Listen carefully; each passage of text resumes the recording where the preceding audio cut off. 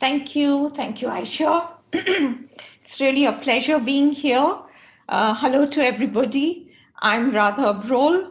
I'm a managing director with Accenture. It's an honor and privilege to represent my company in this forum.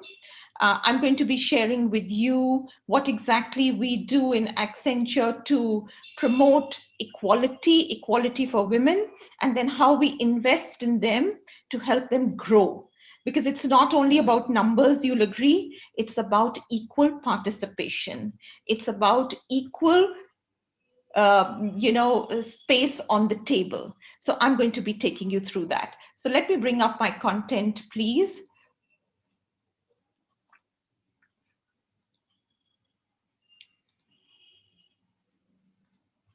Yes.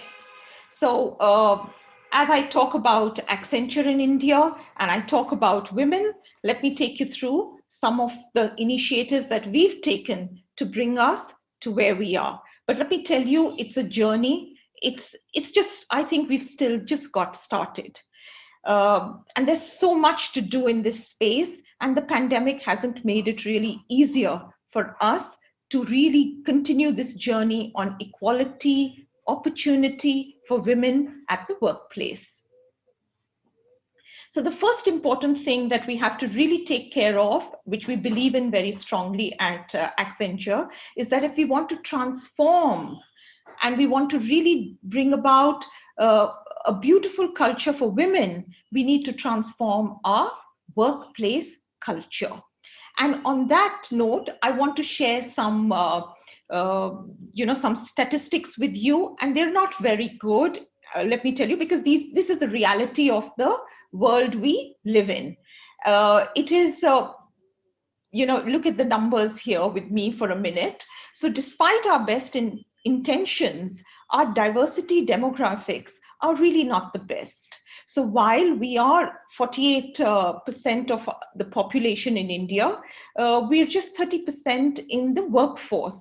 And as you scroll down a little bit, you'll see that we're only 12% women in senior leadership roles in multinational corporations. And when it comes to global multinational tech companies, we're just 7%. Now, this isn't encouraging at all, right? The second thing is that it's true that we do suffer from lack of transparency and trust at the workplace. These are real numbers. Only 22% of the women, they are less likely to reach managerial position versus their male counterparts. And 47% of men are more likely to reach senior manager director positions. And as I was saying a little while ago, the impact of the pandemic has really set us back by decades. It's so, it's been so much more difficult for women during this pandemic and the impact of the pandemic. And then also the fourth quadrant, the what you could say is the silver lining is that a culture of equality is truly a multiplier where people can thrive and create value. And the beauty here is that it's 4x for women. We women are more likely to reach senior manager positions if the culture of equality exists in our organization. So what we really need to focus on, and what we've done in Accenture, is to focus on this culture of equality. I'd also like to share with you a report that Accenture has been using, and it's something that we funded, and we have, been able to pick up the pillars of our entire program on women empowerment, women leadership, women equal participation in the workforce. And what are these pillars really? They're very, very simple. The first one is that every senior leader must make bold goals for himself or herself and talk openly about their own personal issues and challenges. It doesn't stop there. It just gets going there. then comprehensive action has to be taken. We cannot expect that things will simply happen on their own because we all believe that this is the right thing to do. No, our beliefs have to be supported by comprehensive action, and that's what we have done. A simple example is what I've called out on the slide, is that if we talk about flexible work arrangements, we've got to give the right environment also to people and to women to use that, to be encouraged and supported to leverage these kind of initiatives, the actions that we take. The third pillar is also about creating an environment which empowers the employees. It empowers our women employees to do their very best. And then very important is the growth mindset. Number 4, which is it's okay to fail. It's not the end of the world.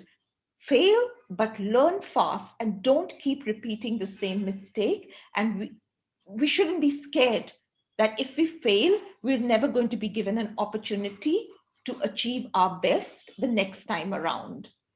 We've got to also provide a very safe environment for our women and our employees to raise concerns with the leaders that they work with and also about their leaders. And this is about fearless raising of concerns without fear of harassment and discrimination. And with this, we should truly be able to build a world which is equal, which is inclusive, and we are actually building our societies together.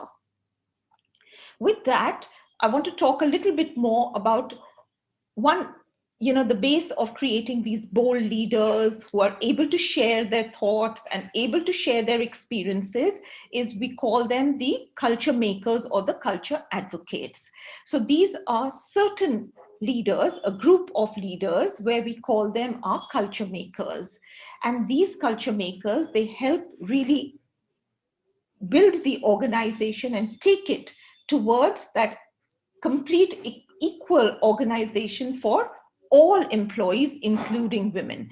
And these leaders have to lead by example. They must not only say what they do, they must drive that culture of equality and transparency, and they have to show. So it's not only about talking, it's also about walking the talk when you have to create an inclusive culture. And now a little bit more about how and what have we done in India to enable this change and make it a more equal workplace for women with equal opportunities for all. So it really isn't only about India. This is the culture of Accenture at a global level as well. And you must be aware about Julie Sweet, who's our very inspirational Chief Executive Officer. She leads by example herself. And she is the one who's the biggest sponsor of inclusion, of diversity, of equality. And coming closer home, who doesn't know about Rekha Menon? She's our chairman and senior managing director in Accenture. She's a powerhouse when it comes to supporting women growth, gender diversity, and she does it fearlessly. She does it honestly. There are no facades there. It's about saying what you want to do honestly, openly, and then putting your weight behind it. And then we've got other leaders too. We've got Ruhi, who is our IND sponsor for Accenture in India. And I think every single day of her work day or of her work life is spent to some extent on saying, doing, and driving actions that make our culture more inclusive, that make our culture more equal for all, and especially women. With that, I'd like to also take you to what kind of numbers we are looking at in Accenture and how it is really, while it's our biggest strength, it's also a huge challenge. because I'm going to share more on these big numbers that you're seeing. So when we spoke about our talent ambition in 2020, we spoke about attracting the best people. But we've moved ahead in the journey, right? So when it comes to our talent ambition for 2025, we are talking about we being worthy of these very best people that we've been able to attract, who have placed their trust in our organization. So as I told you, it's not only our biggest strength, but it's also our biggest challenge.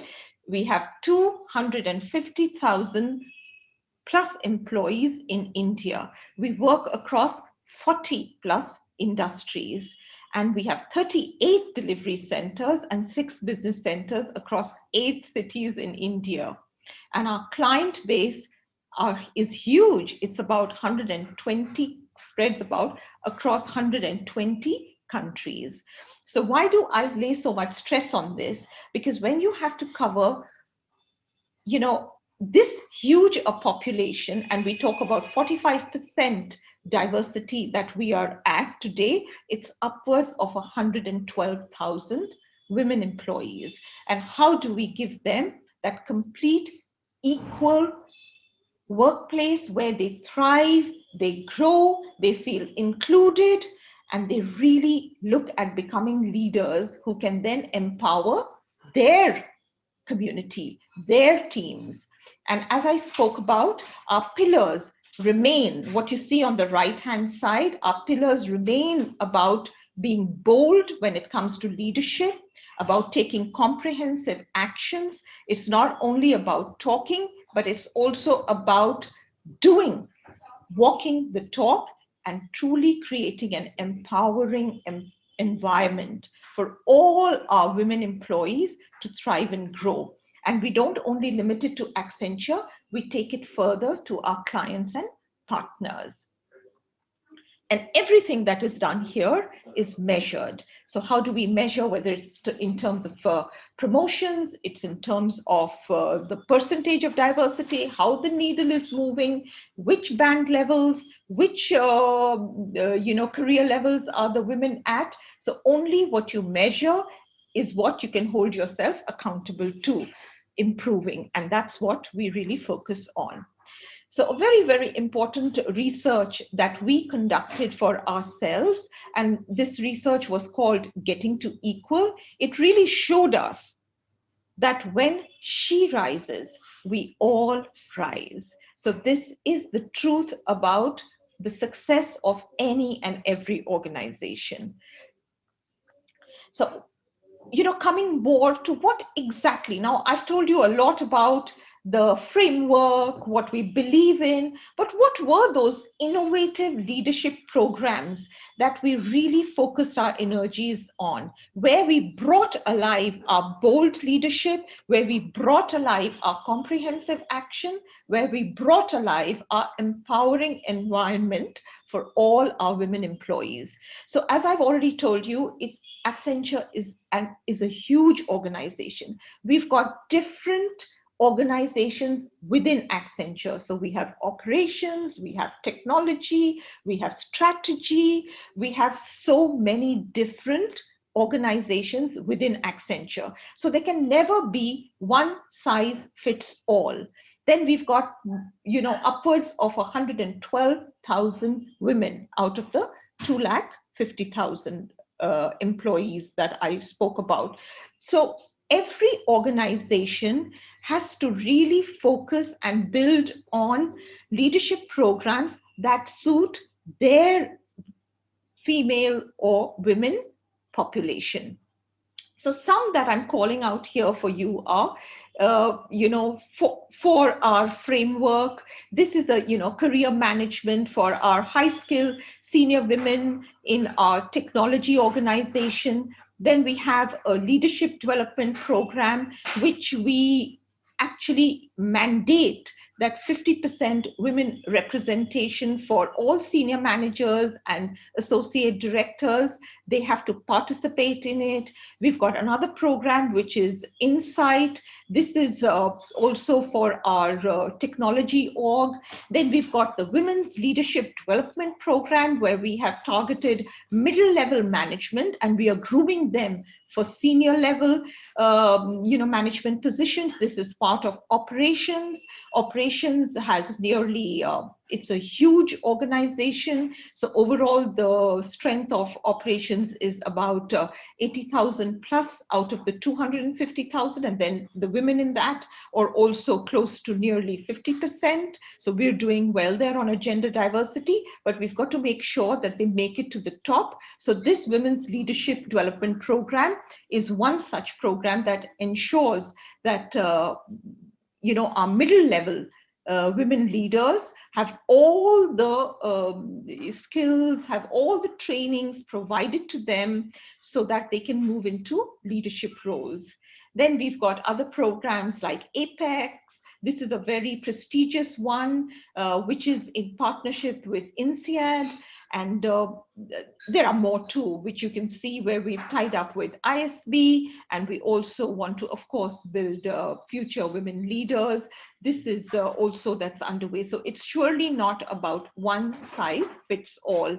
And when we come to, external also, we've got a beautiful initiative called Vahini, where we integrate the external networking forum with the internal Accenture networking forum, and we call it Vahini. And here too, we've got a very big representation from our women MDs. And then we've got the other initiatives which we take to our community, which are Unnati and Catalyst. So these are our specific programs designed for specific audiences within our women, women community, and how we take them forward and ensure that they have all the opportunity to become our top leaders. And our commitment. So I can't move this slide without sharing with you that our commitment to get to 50% gender balance is 2025, and we're doing pretty well there. So let me show you how we are doing well there and what are we doing to get to that. So these are real stats for you, which is like 50% of our promotions were for women globally in 2021. So this is about walking the talk. It's not just lip service. It's not about just telling women that we believe in them, we want them to grow. We equip them also with the right skills, with the right trainings to ensure that these kind of numbers are real numbers. And 100% of women in Accenture India have participated in at least one of those learning and development engagements that I showed you in the previous slide. So these are real numbers for us, and these are things that we work very intentionally towards. And 60% of Accenture India's women underwent at least one leadership program in 2021 as well. So this is the strength and the reach of what we do. Some more stats on how we are getting to 50-50 in 2025 and where are we versus that is that today in India, 45% of our workforce is women.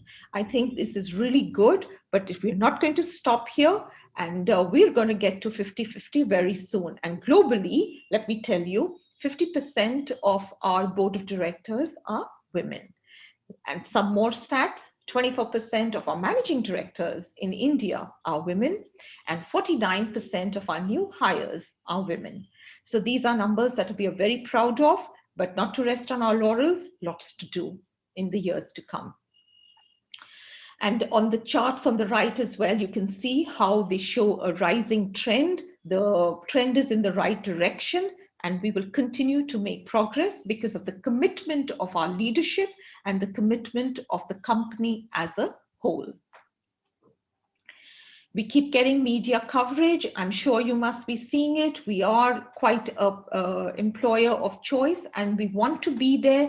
To be there, it's very important for us to never rest and to continue to work to improve our gender diversity, our basic commitment to ensuring that we are truly an equal employer for all. And these are some awards that Accenture has won. It's very heartening to see, but as I've told you, what's done is done. What we want to do is to continue to improve, continue to get better. And with that, I come to a close of my monologue, and I'm here to answer your questions.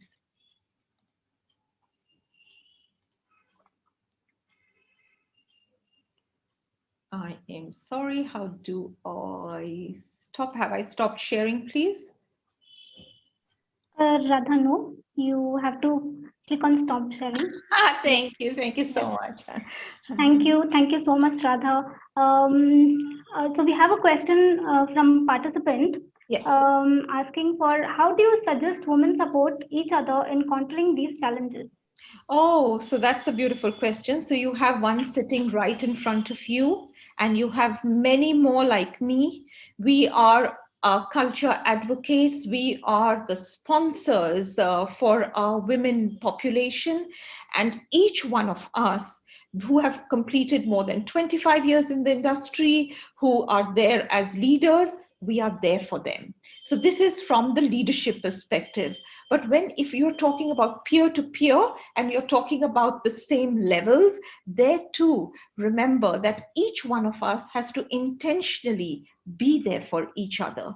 And this is a culture that gets promoted when leaders lead by example. So this is very openly spoken about.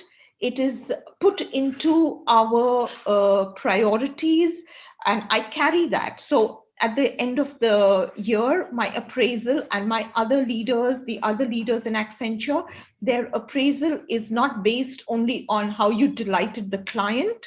It is equally on how I took care of my people, how I took care of my gender diversity numbers, how many leaders did I groom, how many women did I enable to get promoted on the basis of merit. So not for a minute should you think, that we are trying to do things to mollycoddle women and to make them grow. No, it's about empowering them to, compete at an equal level. So that's how we ensure that we as women support other women. Thank you so much, Radha, for answering it so beautifully. We have another question from a participant. What goes into consideration when you plan programs and policies for women leadership development? Yes. So really what goes into consideration when we plan all those programs is to first see whether they are suited for the audience. Every audience is different. As I told you, I'm from operations. I have different needs. I need to grow my domain skills in a different way. If I'm in a client-facing organization, how can I be groomed to have client-facing conversations? If I'm in strategy, then client-facing is of a different level. And these kind of, so you have to tune it to the requirement of the audience. That's number one. Secondly, you have to have executive sponsors. So an executive sponsor is a leader who owns the program. So even I'm an executive sponsor of the Women's Leadership Development Program in Operations. I am responsible to see that the Women's Leadership Development Program delivers the right results. And what are those results? We are talking about hundreds of women in those bands. So when we have our participants, my metric for success is, and believe me, this is a true metric, I'm not making it up, 100% promotions for our participant of the Women's Leadership Development Program. And that cannot be achieved by just promoting them. So remember, they have to be promoted on merit. So giving them the right training, giving them the right opportunities, giving them the right forums, opening the right doors, that's our responsibility. And one person can't do it. So as I talk about myself, I'm the executive sponsor, but I've got a web, a network as part of that program consisting of men, women, all both leaders, enabling that for our participants. So that's how we make it successful. And that's how we ensure that every woman benefits when she participates in these specific programs for tailor-made for her organization. Thank you so much, Radha. That was really a great sharing. We have one last question. Different business sectors have greater ratios of women in leadership. Why do you think that is so? Yeah, you are right. You are right. So there are, why is this a different women representation or women ratio in certain industries? I think because there's gender stereotyping, and due to that, women tend to go into certain professions or certain companies, and therefore there's a higher women representation there. But I think that's breaking down slowly. And women, if we are 48% of the population, we ought to be 48% everywhere. And that's what industry leaders like us, like people, joining us in this forum should enable. It's not going to happen overnight. Even the numbers that we are seeing today haven't happened overnight. When I started out 25 years ago, it wasn't like this, and all of us know that. And 10 years later, it's not going to be the same. It's got to be better. So to make it better and to have equal representation, we have to break down these gender stereotypes, and we have to ensure that we provide the environment, the right environment, as I say, it's as simple as that, for women to thrive and grow, and automatically then the numbers, you'll see, they will become more equal from a gender standpoint. But if there are some certain professions which are totally for men, like which are like too physically taxing, it's okay if we are slightly less represented there. It's okay. But otherwise, I think in 99% of the professions, we need to be at 48% at a minimum, if not more. 48% because we're 48% of the population of this country. Yeah. Thank you so much, Radha, for such a wonderful presentation and for such interesting stats that you took us through. Also, I like the tagline which you told, she rise and we rise together. Yeah. So that was very wonderful to know. Thank you so much for the presentation. Thank you. Yeah, when she rises, we all rise. Bye-bye. Yeah. Take care. Stay safe. Bye-bye. Thank you. Thank you, Radha. And now we move on to our second speaker, Chella Pandian Pitchai, who is from Biocon Limited and Biocon Biologics. He is an Associate Vice President. Over to you, sir.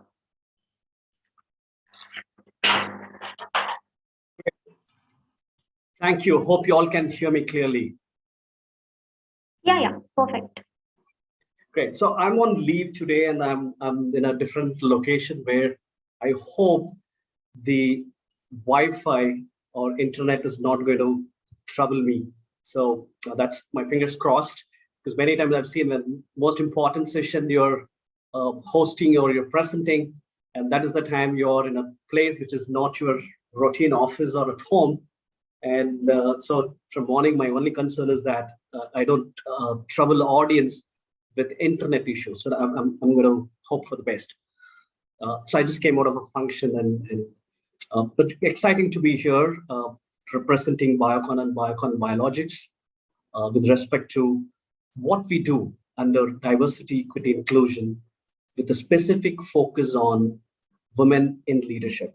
So that's going to be my talking point. During the presentation, I'll go off video, but after the presentation, I'll come on video to have a good conversation and have questions and probably thought sharing with the audience. So let me start with the presentation now. Just give me a second for me to upload my presentation. Just let me know if you can see my slides.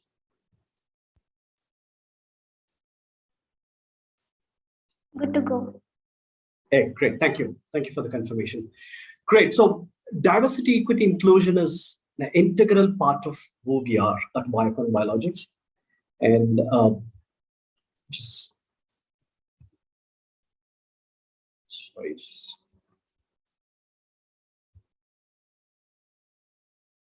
Give me a second. I think there seems to be some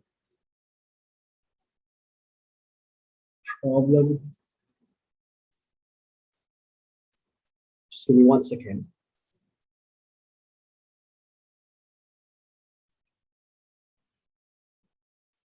I think it's good if you can share the PDF format. Is that better? Yeah. Okay. Yeah. That's right. Yeah. The problem is not moving to the next slide. Just try with the arrow mark. Just try with the arrow mark. This one? In the keyboard. Yeah, it's not moving. It's not? Okay, because this is not a PDF. It's good if you can download and then share your screen. Okay, just so the PowerPoint, you don't advise to use the PowerPoint, is that right? Right.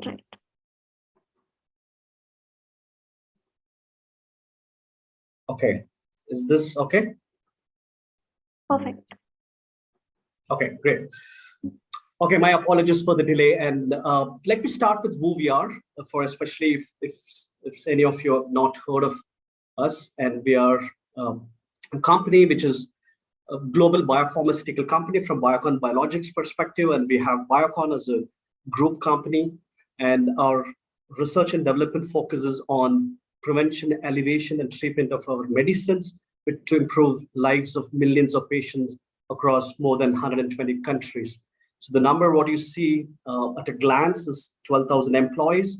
When I say 12,000, the numbers are increasing as we talk, and it's over and above 12,000 now.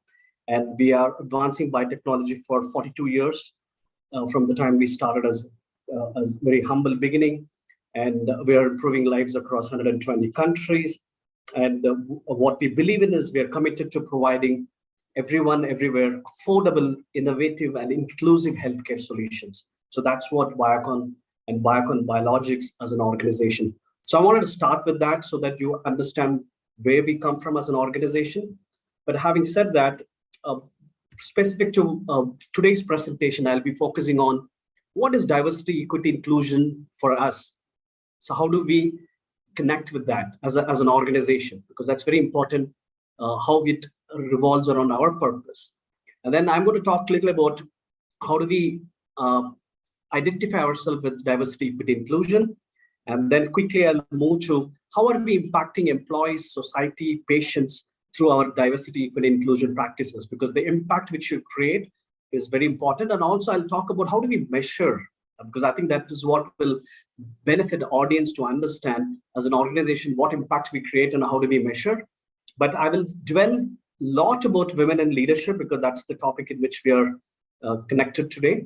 And lastly, I will also talk about kind of appreciations and rewards which we and recognition we receive, just to let you know how we are perceived inside and outside the organization from our diversity, equity, inclusion practices. So for us, diversity, equity, inclusion is an integral part of who we are and what we do. It's part of our cultural fabric. The reason we say it's part of a culture, over the last 4 decades, when we look at the Biocon group, it's fundamentally built on innovation as culture, and over and above innovation, diversity, equity, inclusion has been part of who we are. However, we brought a lot of structure to it as we progressed, but it was always there as part of who we are. So our vision, as you can see, the third point of our vision is it allows all employees to offer both patient partners and also society the most innovative and inclusive healthcare solution. So that's where we see how integral part to our organization is diversity, equity, inclusion. And our objectives revolves around a sense of belongingness and pride through inclusive policy program practice. And of course, the point number 2 is very relevant to what we're talking today, because it enables us to bring the balanced leadership. So that is how we look at our company's diversity, equity, and inclusion. And our vision is to become equal company in 2030. It also means that when we say equal, it is primarily from gender, but not stopping with gender, but going beyond gender. How do we become an equal company? So I want to talk to you about very high level on how we have strategized ourselves when we look at diversity, equity, inclusion, right? And of course, I'm not talking in detail, but I just wanted to talk to you about the big 6. If you look at the big 6, and there is one important dimension of the big 6, there's certainly the women in leadership. And as you can see, as one of our dimension or one of our pillar of the big 6, but certainly diversity agenda, which is what also an important enabling factor for us to become equal company. But we don't stop with that, but we also look at diversity and equity and inclusion from various dimensions of what's required in the space of diversity. So before talking about how we look at women in leadership and how is it in the overall diversity, equity, inclusion strategy, how does it fit in there? And what are the programs we have done so far, and what programs we have been planning? So I want to talk about that. And before going there, I also wanted to talk to you about some of the recognitions so far for Biocon group companies, especially Biocon and Biocon Biologics. This is what happened in the last 4 to 5 months time, where you see us being recognized for some of our best practices in various aspects of diversity, equity, inclusion. And this is an example of what we have in the past years. The previous slide was primarily the last 5 months time frame, but this is in the past where and how we have been recognized by various forums for some of the good work which we have done in these areas. Just as sharing to let you know how we have been recognized externally, but I want to talk more about what we do internally.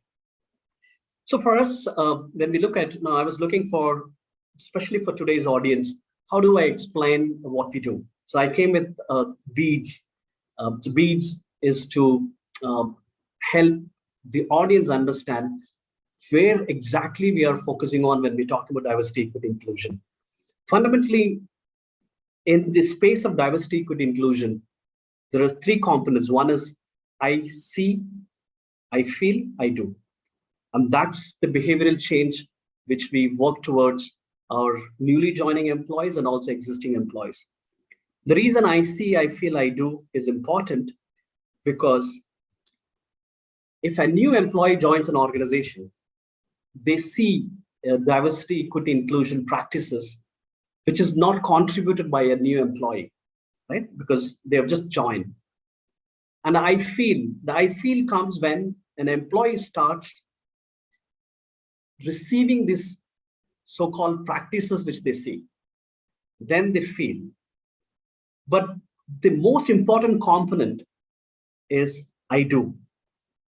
If as a new employee to the organization, if I only see and feel and I don't do, I hugely miss the component of contributing to your best practice, either a new best practice or existing best practice. So that is where an organization see that there is a dilution happening in the culture, especially if diversity, equity is also part of your culture. You see the DNA practices gets diluted if you have huge number of new employees joining and if they don't contribute. So that's where right from the day one in our practices, we talk to people and say, hey, listen, you have, I see, I feel, I do. And you have a role to play in the third component, which is I do. And that's for the newly joining employees. And that applies to the existing employees, because if you have, what you see is what you have contributed. What you feel is what you have contributed. And if you want to bring a change, you got to change by yourself, right? We all have to come together. And so that's the belief which the beats in the first component of this, the belief. So belief is very important for you to see a behavioral change. And we fully understand that. Unless belief changes, behavior won't change. And a lot of diversity, equity, inclusion practices across industries, across organizations, wherever you've seen it's very successfully implemented, it's because those organizations have worked on the belief. And second, once the belief is changed, the behavior automatically changes. When the behavior changes, there is an environment which is created. Because to create an environment, if you don't have a strong belief that this is important, the environment won't be sustainable, right? It happens and it disappears. So we are very clear that we want to create a sustainable environment because you have changed your belief that this is an important dimension for our organization, or it's an integral part of your culture. That's why I said it's part of our culture. And as you create an environment, then you attract great talent and great people to be a part of this. If you do it reverse, I've seen in my experience that you have a great team, then you try to create an environment, and then you work on a belief. I don't think it enables you to be sustainable in your DNA practices. Of course, once you attract, then of course you have to develop. And then once you develop, then the sustainability continues to be there because you have gone through a phase of belief and then environment, attract, and development sustain. The reason I started with this, when we talk about women in development, exactly this is what helps us. It gets translated, the same beats gets translated to balanced leadership, elevate, accelerate, demonstrate, and of course, successors.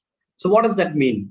It looks like very nice acronym and English put in there. No, it has lots of meaning to the approaches which we take. The leadership demonstration is something which is very important when we talk about leadership practices, whether it's women or men or gender agnostic when we talk about leadership, right? But certainly, if you don't focus on balanced leadership, then it'll look like a standalone practice. You're focusing on, certain percentage of women to be in the leader or certain percentage of women to be in the organization. Yes, certainly there is a diversity ratio, which is that's when I started off saying equal company is an agenda, but balanced leadership is the outcome, because there is great advantage of having a balanced leadership in your boardroom, to your meeting rooms, to your shop floor. Everywhere do you see a balanced leadership. So that is where to enable that balanced leadership, it's not enough organization focus on programs, organization focus on creating those trainings which will enable leaders, but also there is a need for an opportunity to demonstrate what one learned. And that's where we have looked at leadership role outside functional areas as one of the focus area. For example, I'll be talking about ERG as one of the platform for people to exercise their leadership or demonstrate their leadership. And of course, mentoring, women in mentoring, where we focus on women mentoring men and women mentoring women, right? And of course, creating successors in each of these roles which our women leaders have taken outside their core functional area. So those are some of the highlights of how we are applying these beats in practice. And let me help you to see how this translates, right?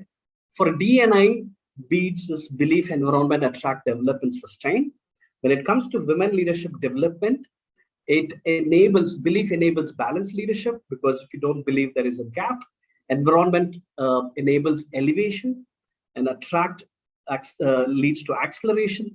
And when you have a development mindset in the DNA practice, you're able to allow leaders to demonstrate.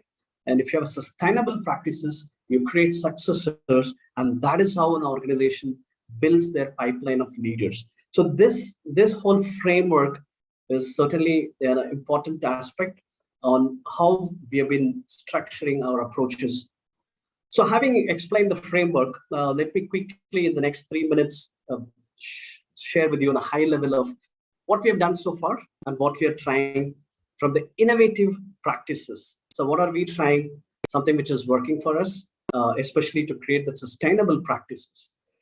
So in past, we have done women leadership development through various different programs, be it as IIM Bangalore or many other different programs. So these are some examples of what we have done, right? Even through CIA mentoring program, there was some work done in the past. So this is in the past. So what are we doing now? And what is innovative in how we approach? So let me talk to you about the innovation which we have brought in to building sustainable DNA practices, as well as women in leadership program. There are many different ways to do this. There could be a D&I team working on this exclusively and rolling out programs. And there could be HR doing it, or there could be an organization development team working on it.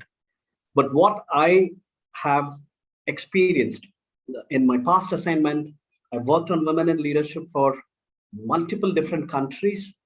And the 13 countries where directly I was involved, mentoring, including Eastern Europe, Central Europe, Asia, also part of South America.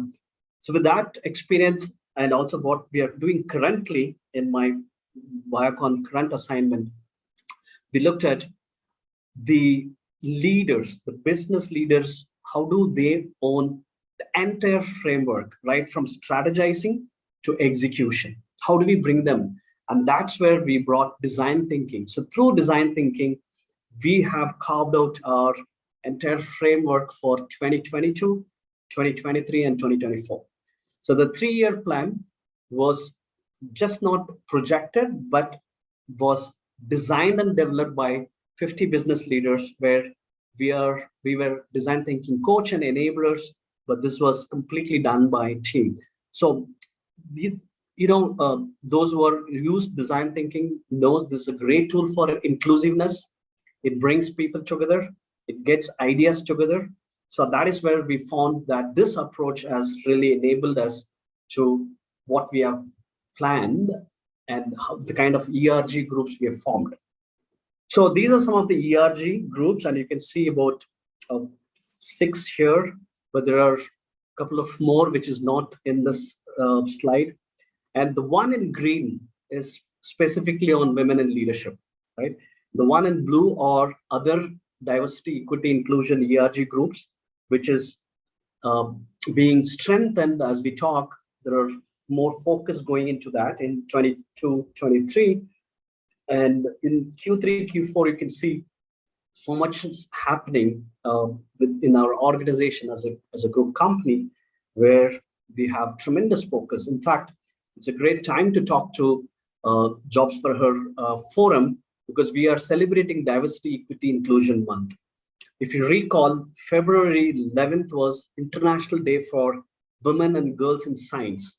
So from Feb 11th to March 8th, which is International Women's Day, Break the Bias as a theme. So we have captured this entire Feb 11th to March 8th, the time frame, and we have converted that into a Diversity, Equity, Inclusion Month, because we, as a science-focused company, we thought it's a great opportunity to. And then also National Science Day was this week. So it all fell in the right time, right? Monday was National Science Day. Feb 11th was International Day for Women and Girls in Science. And then it finally lands with March 8th, which is the International Day for Women. So with the entire month being celebrated, lots of activities and initiatives were driven, but we don't stop there. It will continue to go throughout the year.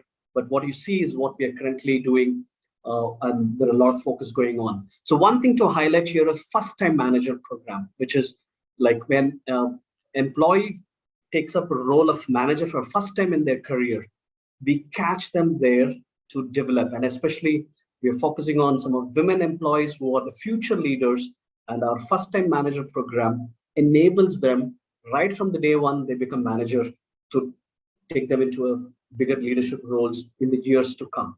So in the interest of time, I will keep it another 2 minutes to close the session, so that we can open it up for the last 5 minutes for question answers. If you look at, these are various chapters within the Women Network.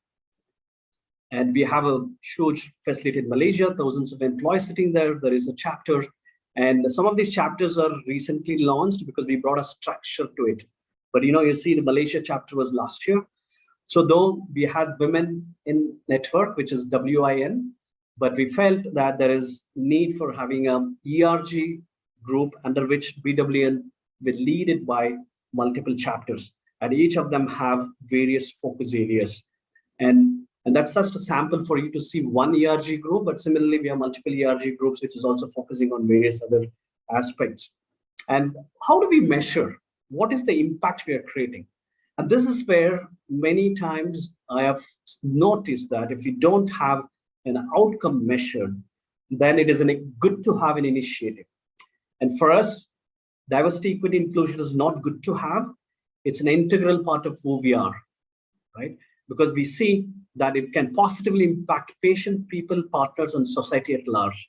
So this is just a sample for today's conversation. I wanted to show how do we measure. There is a percentage, right from becoming equal company. It means you become 50-50, right? Then you become equal in various other dimensions of diversity, equity, inclusion. Be it as back to work program, or women in science, or BWN as Biocon Women Network. So there are various measures, and a percentage as a number, so that you measure and see the sustainability, which is also in the framework. Lastly, to close the session and open it up for questions, women in leadership is not a good to have, it is must have. The reason being, balanced leadership is the new ways of working. It's a new wow, right? It's a great enablement happens, great success happens, and a lot of research, a lot of practices has given some output. If one need to follow that, you see balanced leadership companies, organizations, and industries have benefited a lot, because you see that both genders or all genders bring greater level of contribution to whether solving problem or business decisions. So that is an important area. And women in leadership impact goes beyond the organization to customers in other industries. In our industry, it's patients, partners, people, and of course, society at large. So we are not only talking about bringing the balanced leadership or women in leadership as benefit for the organization, but it goes beyond us, as we all understand, and it's a need for our country as well. So with that note, it's a must-have, and it is a new ways of working. So let me close it with that and open it up for questions from the audience.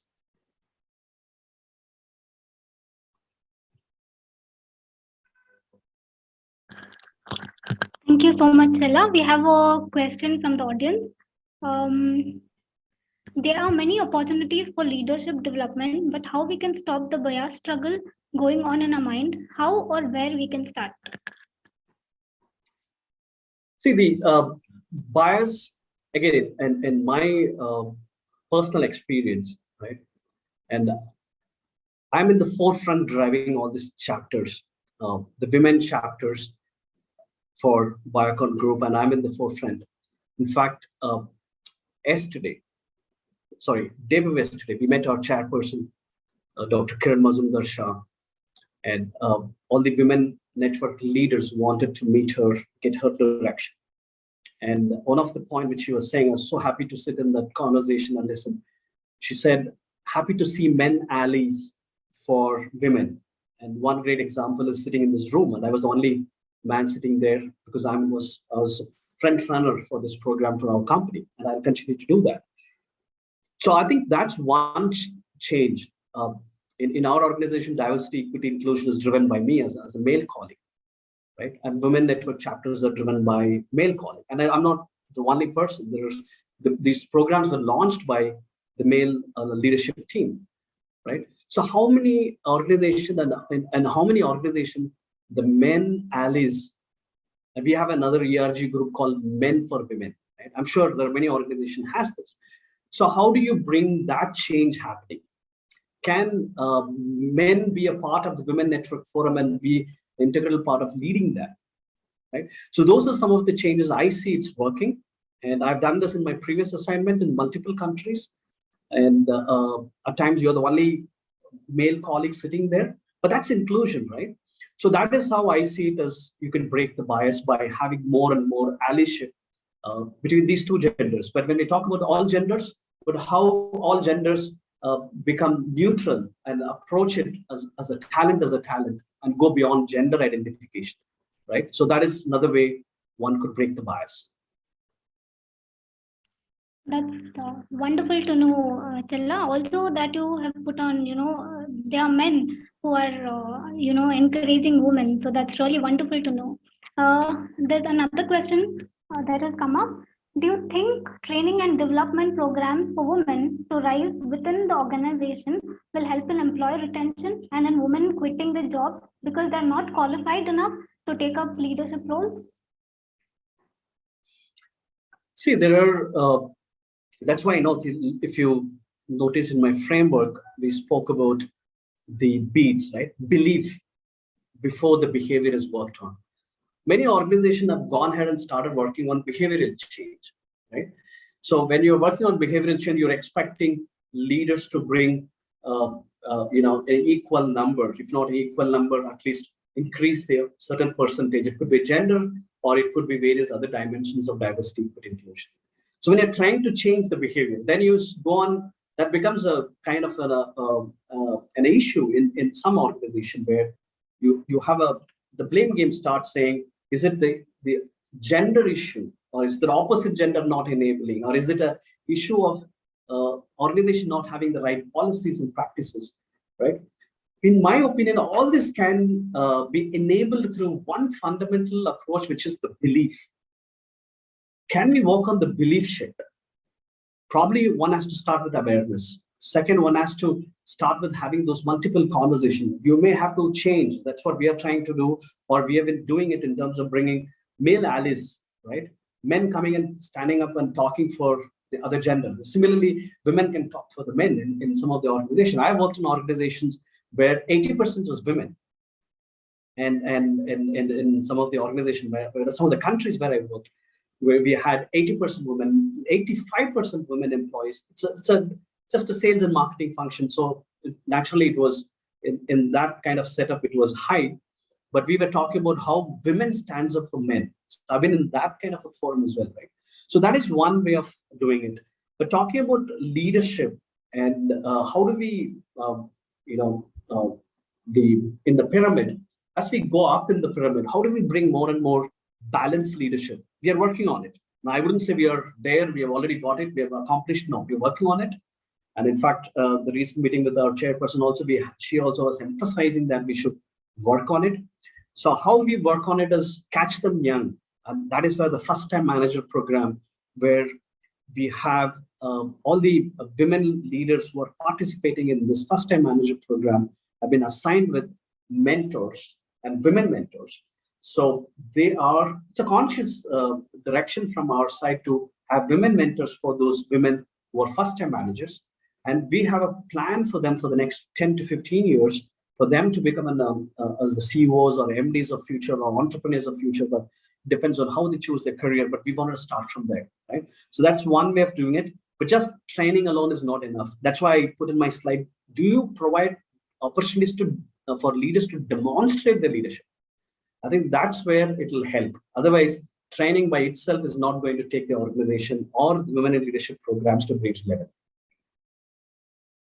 Thank you so much, Chella, for answering it so beautifully. And thank you so much for also showing us the different expansions for the beats.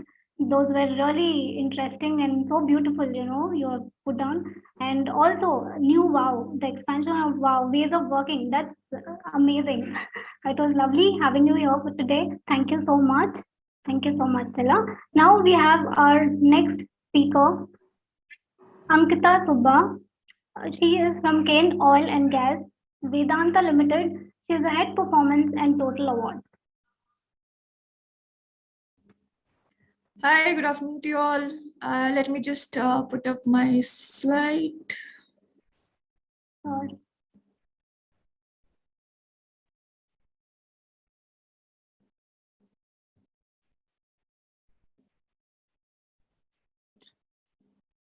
Yeah. So a bit about myself. I'm Ankita. I lead performance and total rewards in Cairn.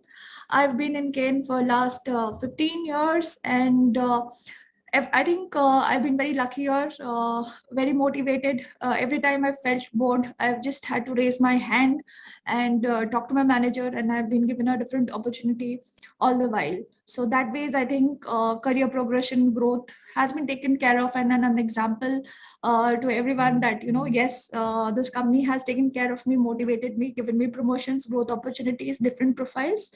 That is what it is. About the organization, Cairn Oil and Gas, like the name says, is into oil and gas production. So we have oil fields far off in Rajasthan, a place named Barmer. We have oil fields off the shore, which is in the seashores near Gujarat, Andhra Pradesh, and we've also recently acquired new oil fields in the Assam region.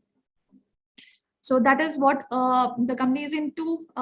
What is our motto, our vision, ambition? So we want to create an Atmanirbhar Bharat. So how do we do that? We want to contribute to 50% of India's oil and gas production. Currently, we are about 25 to 30. We want to take it up to 50%. How do we make India Atmanirbhar? So because our large import bill is of the oil. So what we want to do is we want to produce more, reduce import, and make India Atmanirbhar. So this currently we have a target of increasing our production to 300,000, and in the near future to 500,000. That is when we contribute to 50% of India's oil and gas production. How is HR supporting it? HR is the key function which is responsible for the organization structure. How do we derive maximum of our organization? What kind of business unit is required? What kind of asset structure is required? That into place. Is our critical positions manned? What are the critical positions? Do we have succession in pipeline so that the position is manned and decisions are taken fast? It is an agile organization. So, and what else do we drive? High performance culture.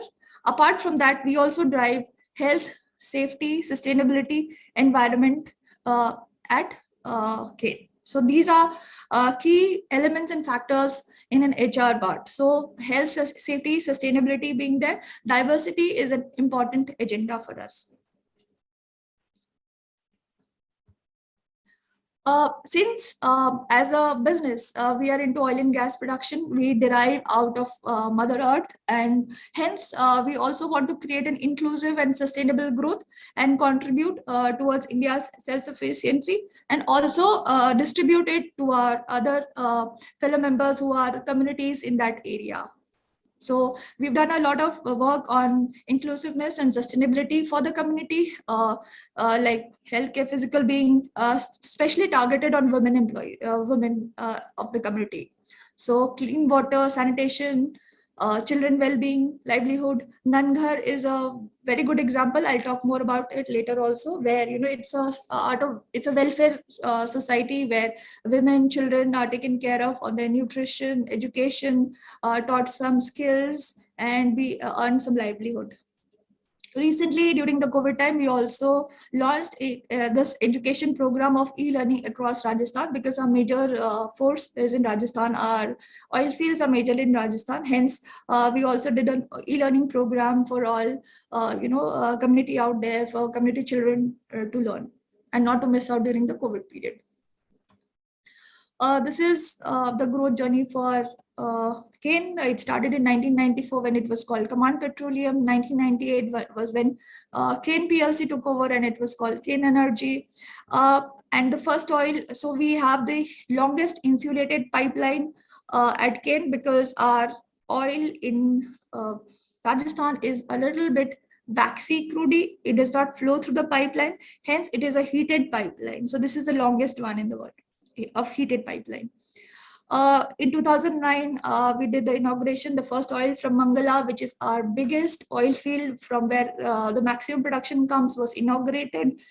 And there are other achievements here. The recent achievement has been getting the 58 blocks in Northeast and some part of Rajasthan and Gujarat under the OL program. So we are yet to develop these fields. Work is underway in these fields. So this is the growth journey of our organization.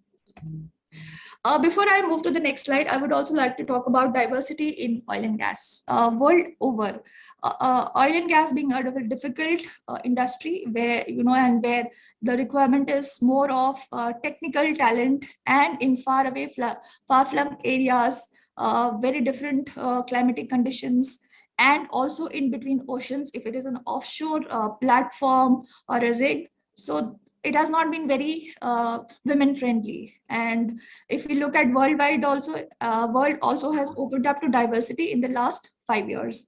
A little bit before that, because major work has been done in last 5 years. So, Ankita, sorry to interrupt you. We're not able to see you slides changing. Is it not changing now? Not really. If you can just click on the slideshow on top and try.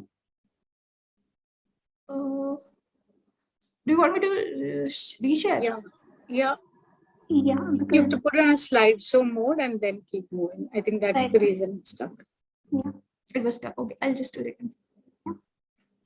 Thank you, Sanjana. Is it visible now? Yeah, perfect. Okay. So, like I talked about, oil and gas industry diversity percentage is very low. This is what we are working in since last 5 years, and sustainability diversity is an important agenda for Cairn. So, what do we want to do in our diversity agenda?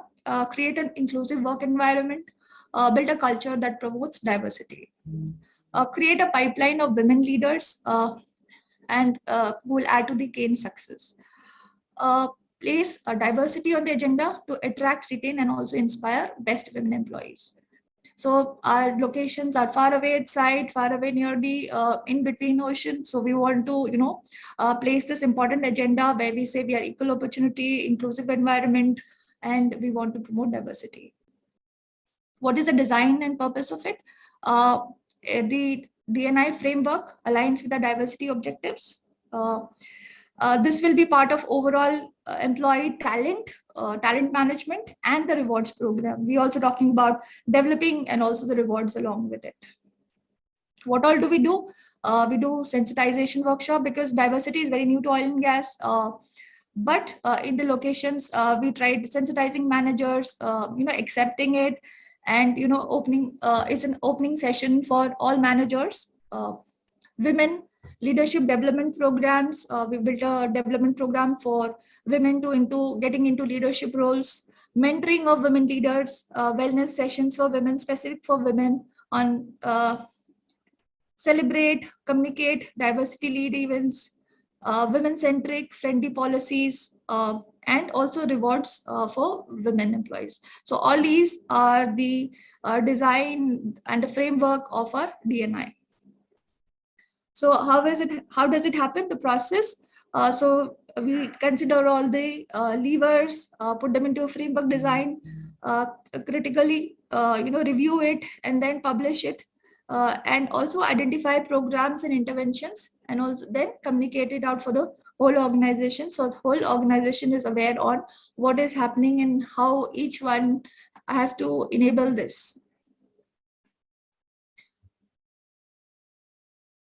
So to become a global sustainability leader, Cairn is enhancing workforce diversity. What are our 2025 goals? Goals by 2025. One is to increase gender diversity in decision-making bodies. We have various mancoms and at SBU level, at a company level. Currently, the diversity is around 18 to 20%. Increase it up to 30% is what we are seeing in decision-making bodies. In leadership roles, currently there also it is only around 20%. Work, we are working towards increasing it to 40%. Then diversity across the organization, increase it from current 17 to take it to 20-25%. So we started at 9% 5 years back. We have doubled that number to around 17-18%, and we plan to take it to 20-25% is what we are saying in the current charter. How do we do it? It is the 5 E's that we are working on to increase our diversity. One, estimation, create diversity dashboard, which is regularly reviewed by a MANCOM. A MANCOM is the management committee, which consists of a CEO, CHRO, CO, CFO. So they regularly review this dashboard. HR presents it, and focus interventions and are discussed in this dashboard meeting. Enrich, how do we do this? We look at sourcing the right diversity at either lateral level or from campus. So we have we have percentages that we need to hire as diversity.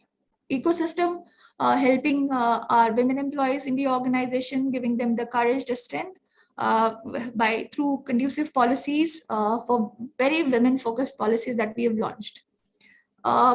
Also, there are groups, ERGs, or the employee resource groups that we have built to empower women to support each other. Maybe there's things they may not be able to explain or discuss at a different level, but we have also created these resource groups. Ensuring, and the last part is ensuring growth and meeting career aspirations. So these are through various talent identification development programs that we enable our diversity workforce. What are the initiatives that I just talked about? Diversity hiring, campus, lateral, both have specific percentages. We look to hire from very focused diversity colleges also.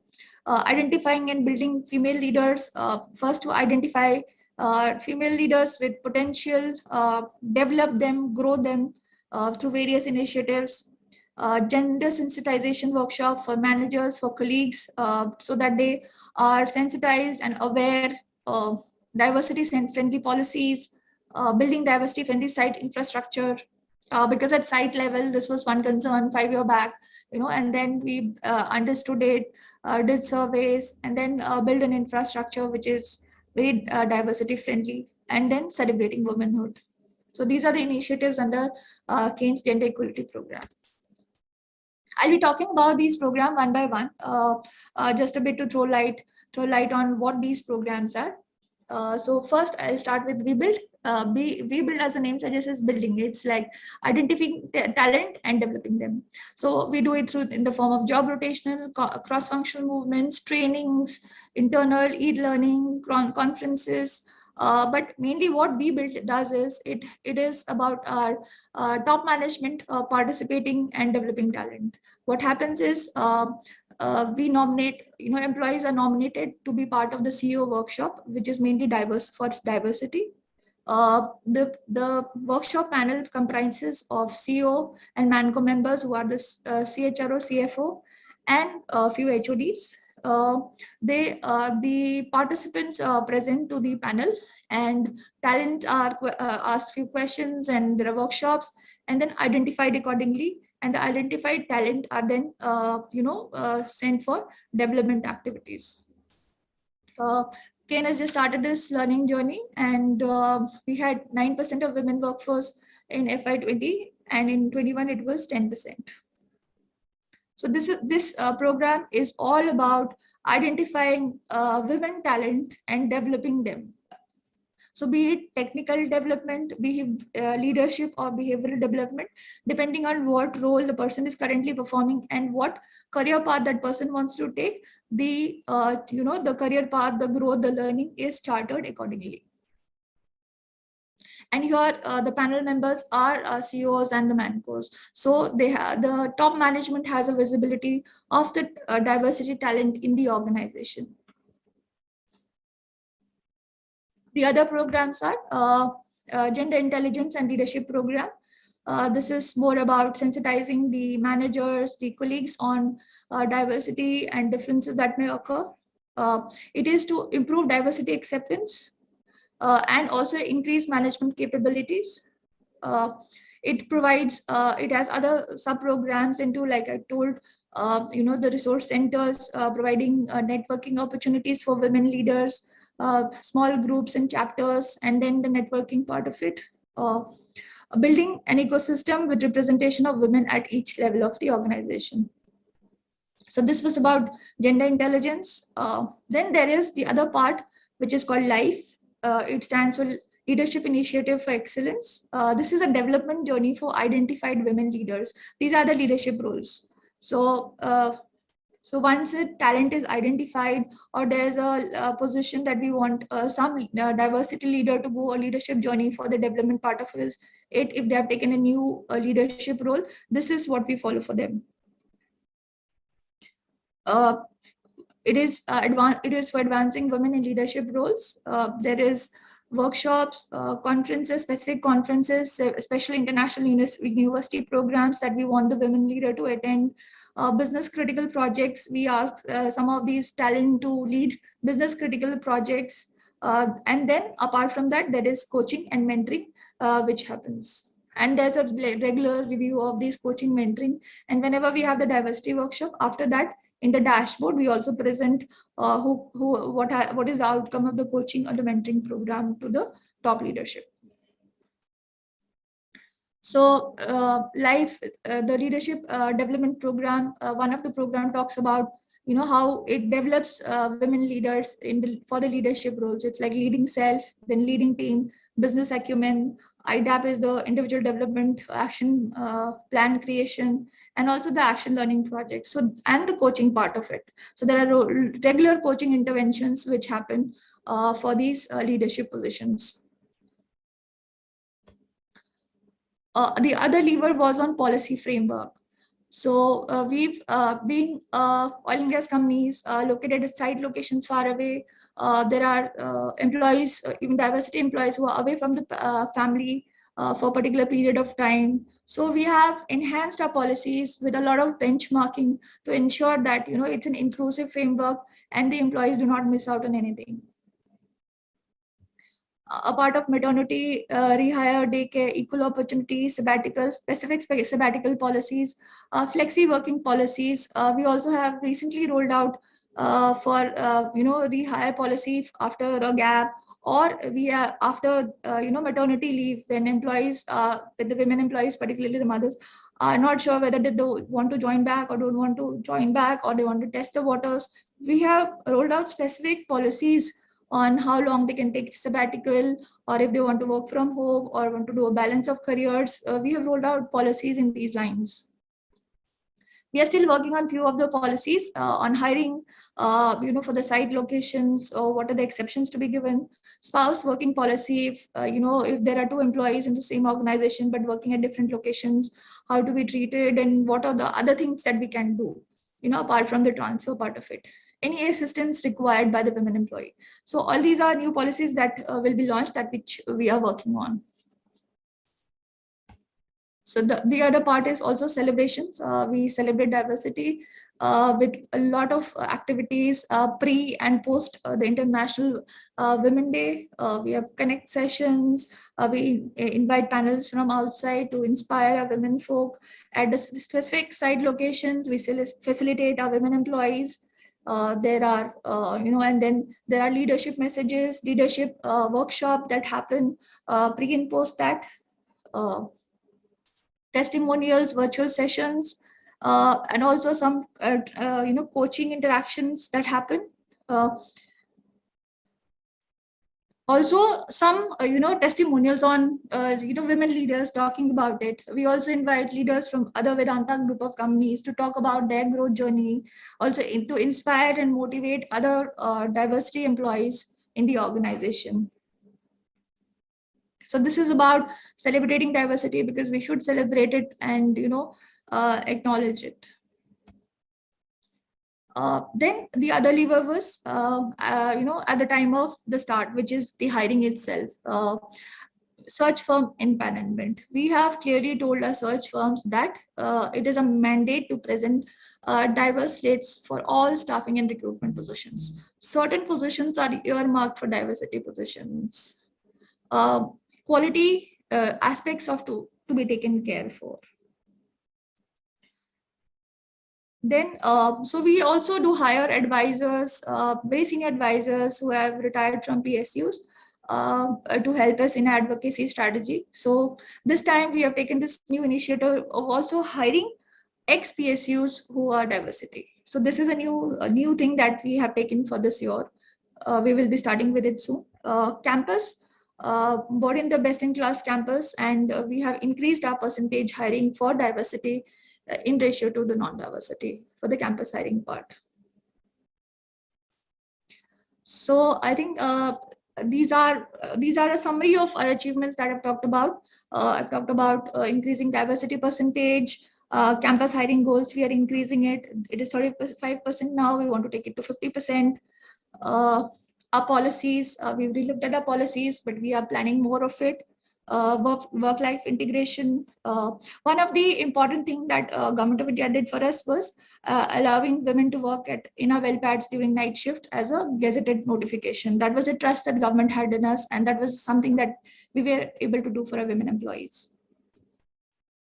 Again, these are all there, 100% parity in compensation, high potential, diversity, being given opportunities, development, promotion. So our women leaders have also won recognition at national platform for their achievements. This is our D&I roadmap for the coming year, FY23. We built in a lot of factors into it.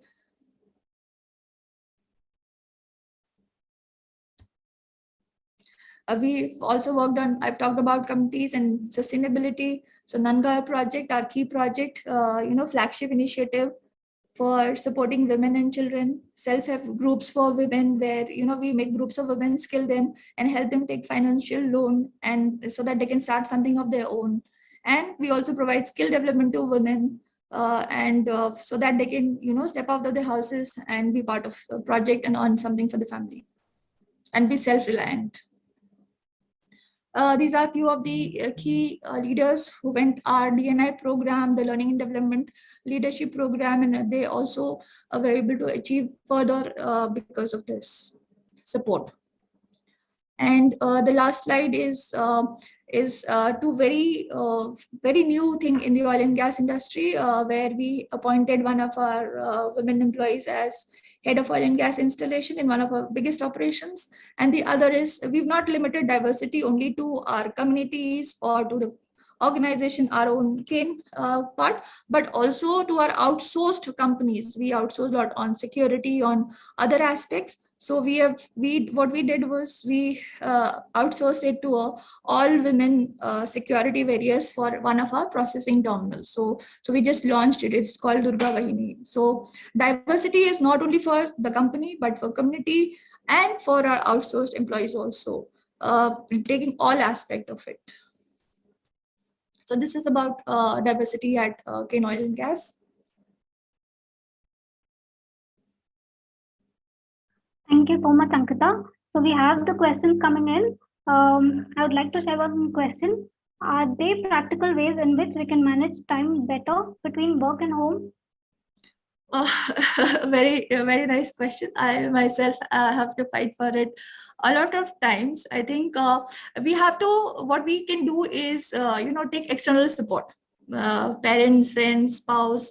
I think we have to plan for it and try to utilize. Yes, all of us want to take care of our children on our way, and we also want to do best in work, balance it out. But I think to balance all this, we need we have to reach out. We don't have to stop it ourselves. We have to reach out. We have to also explain to our organization, our managers and team, and make them understand, and us also understand that yes, there is a life, there is children, and there is work also. So I think we have to cohabitate all these three aspects and try to build a better life for everyone out there. Thank you so much, Ankita, for answering it so beautifully. We have another question from another participant. As a woman, can I compete with men? Can I compete with men who have more time and mental freedom to invest in the same job? I think okay, I think this is a good question in these days when men and women are competing against each other. It is not that men are better against women or women are better against men. It is specific to the skill, the education, the commitment that the person brings, the attitude that the person brings.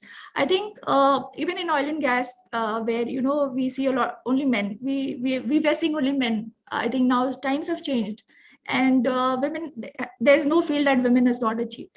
So it is about their own commitment. It is about what you want to do with your life, how you want to do it. And if you set your target that I want to this, I think there is no stopping, there is no barrier. So limitless. It is like, even I believe for myself from, so I belong to a very small town in Manipur. So coming from there to your, and, achieving what I want to achieve, I think everyone has their limits, everyone has their targets, and they should go with their thoughts and dreams and not, be burdened by being a woman or something like that. That's brilliantly told, Ankita. Very inspiring. So we have another question for you. What goes into consideration when you plan programs and policies for women leadership development? Okay, so one is we look at the slate, like where are we currently? Okay, what areas are we lagging in? So what is the specific business requirement from a leader?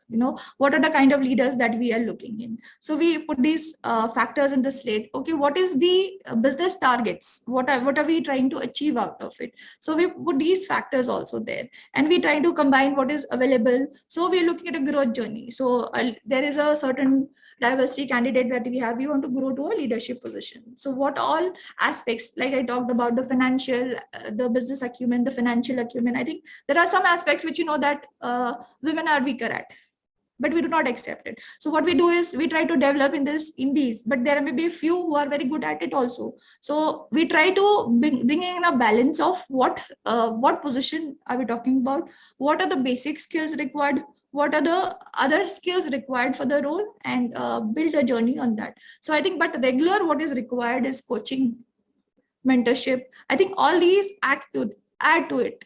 Apart from the other skills, I think these are two very important things that have to be done on a regular basis, and it helps a lot in the growth journeys. Absolutely, Ankita. That was really nice to hear all of these. Thank you so much, and also your presentation was amazing. It was really good to know that you have doubled the numbers from the previous years, from 9% to 18%. That was really amazing to know. Also, it was brilliant to know that you have goals for the production to take it from 20% to 50%, and also all the initiatives that you all have taken to build our women leadership. And also, all the programs like e-learning program for children and mentoring sessions, and also about the wellness about the women. That's really amazing to know. All the very best, and thank you so much, Ankita. Now we move on to, thank you so much, Ankita. Now we move on to our next speaker for today, who is Niti Misra Tiwary. She's from Eaton, and she's Head Learning and Culture, India and South Asia. Over to you, Niti. Thank you, Asha. Am I audible? Yeah. Okay, I'll just try to share my presentation. Give me a moment here. Sure.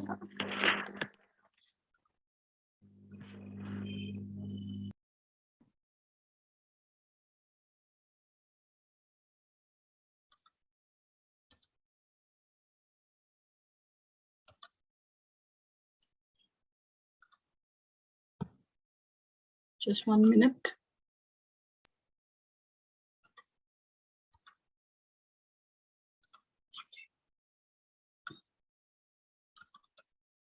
Are you able to see my screen?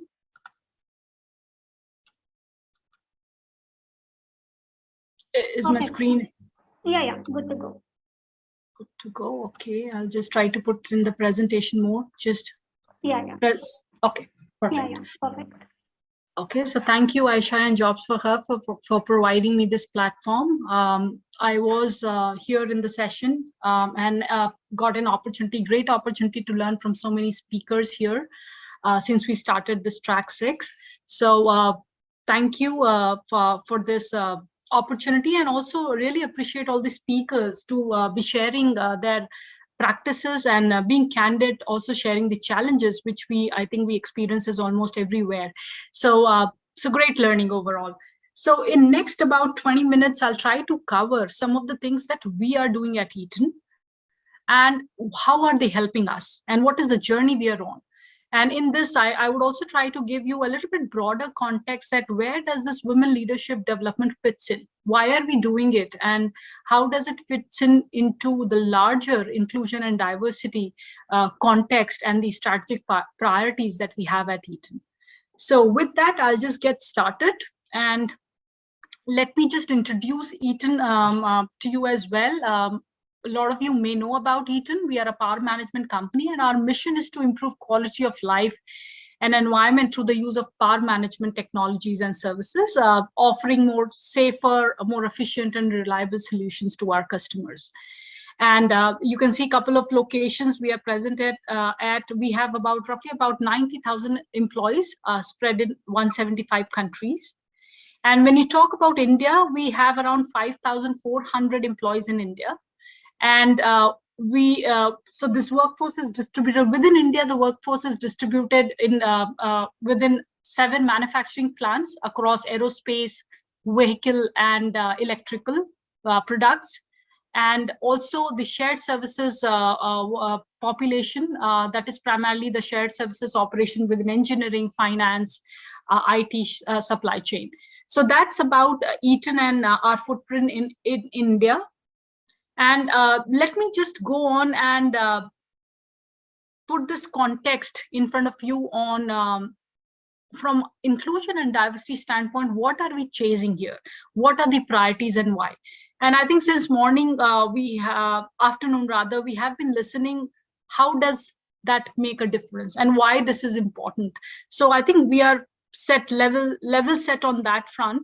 So we also have a lot of emphasis on inclusion and diversity. And you would see when I talk about diversity at Eaton, we talk about inclusion first, because we truly believe to foster diversity in the organization, we need to first create an inclusive work environment. And that's what is the starting point. So a lot of effort has been around for over a decade in Eaton. What I've seen, I'm in Eaton for around 14 years now, and I've seen a lot of effort in Eaton around talking about inclusion, trying to learn, be more self-aware on the biases, and trying to change our behaviors which contribute to building the culture in the organization. So ultimately, whatever the way we behave in the organization, that's what shapes the culture or is a very important dimension of the culture.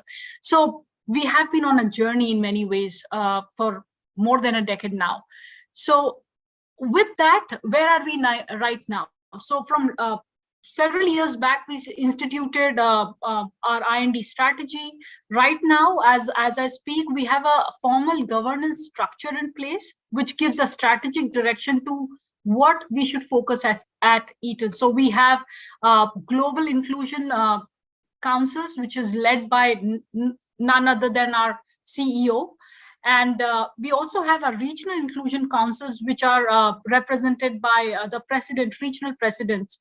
And why this becomes important is we get leadership sponsorship. Our leaders create time for this. And this is a very, very important conversation for the organization to keep progressing on this journey of inclusion and diversity. So our strategic priorities come from those global inclusion council, the leadership perspectives from the council, as well as what is happening on the ground in the regions, in the countries. And we look at the talent trends, we look at our own internal workforce trends, and basis that, what do we want to do different and where do we want to put effort? So that is the context of where, how we identify the priorities. So what we have identified right now, what you can see on the screen, are 4 broad areas where we want to make significant progress. So number 1, demonstrate inclusive leadership behaviors to create a sense of belonging. So I think, as I spoke, diversity is like the byproduct of having an inclusive culture. So if you have inclusive culture, you will see that how the workforce mix will change and people will feel that sense of belonging. So demonstrating the inclusive leadership behaviors, a lot of emphasis on that. In a moment, I'll show you what are certain things we are doing. How are we doing it? Easier said than done. So, but we are taking some baby steps in that direction and a lot of effort on that theme. The second aspect is more about embracing inclusive ways of working to engage and developing employees. So what are very fundamental thing? Flexibility. One of the ways of working. If we are inclusive, we would respect unique needs of somebody who's different than us. And just before my presentation, I think there was a beautiful question around how do we balance work life. So we acknowledge that with that diversity in the workforce, there will be different needs, and organization needs to create that ecosystem where we have the ways of working which allow individuals to engage and develop, but with that context of their own unique context, and we embrace they don't feel not included because of their unique needs. So how do we get there? What are the ways of working which we want to modify to be able to create that kind of ecosystem? So a lot of focus on that one as well. The third one is, how do we enhance collaboration and learning? So again, having communities in place, having resource groups in place, and again, I think some time back we spoke about it, how people who have interest, who are part of these diverse work groups, or are allies of these diverse work group, how we can come together and create that kind of a network which functions as a resource group, enabling learning, enabling collaboration, and also being able to surface the unique issues of that segment of workforce and then address those themes as well. So we have a lot of inclusion IERGs around, focusing around gender, around women, around millennial population with respect to engage, IERG, and then other priorities as well. So those inclusion groups are very unique way and powerful way to have a very broad network which can create a significant impact. The fourth one is around ensuring diversity of our workforce reflects the marketplace and our communities. So what are we doing? Are we looking at the external trends and then doing something different so that we have the right representation of women in our organization? And how do we get there again? So a very small thing that we can do, having the right diversity slate when we get to hiring. So some effort there to ensure that whatever we have inside the organization reflects what is happening externally in our marketplace and communities. So on the slide here, you can see some of the specifics, what I was trying to describe. So when you talk about inclusive leadership behaviors, it starts from inclusion and diversity education. So we have a very robust framework there, how we want to embed this diversity inclusion and diversity education right in the employee life cycle, and also have those nudges, have those mechanisms in the organization which help us reflect on our biases and make those choices.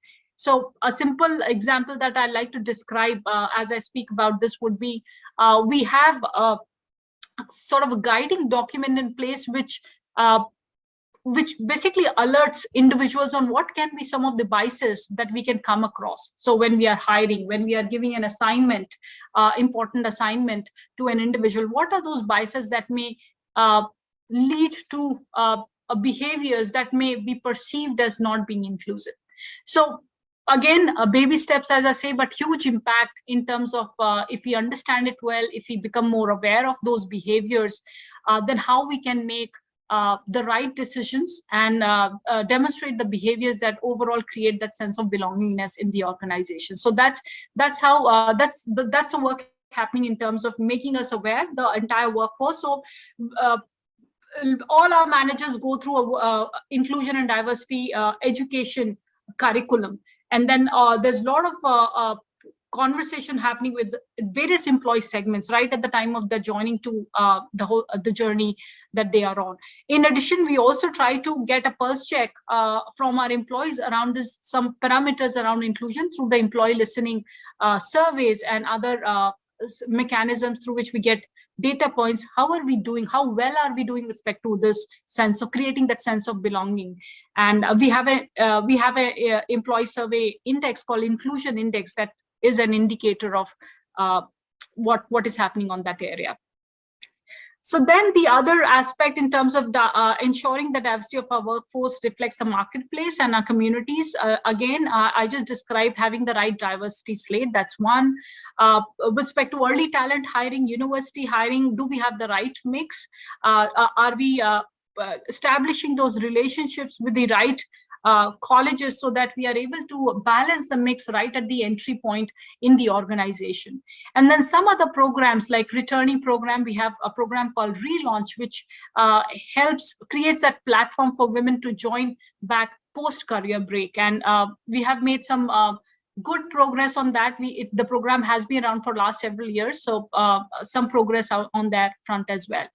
And then other programs like Women Referring Women, there's a program around that. People with disability hiring, again, there are efforts happening on that front where we can see how we can broaden the slate so that we also are able to include people with diversity in our environment.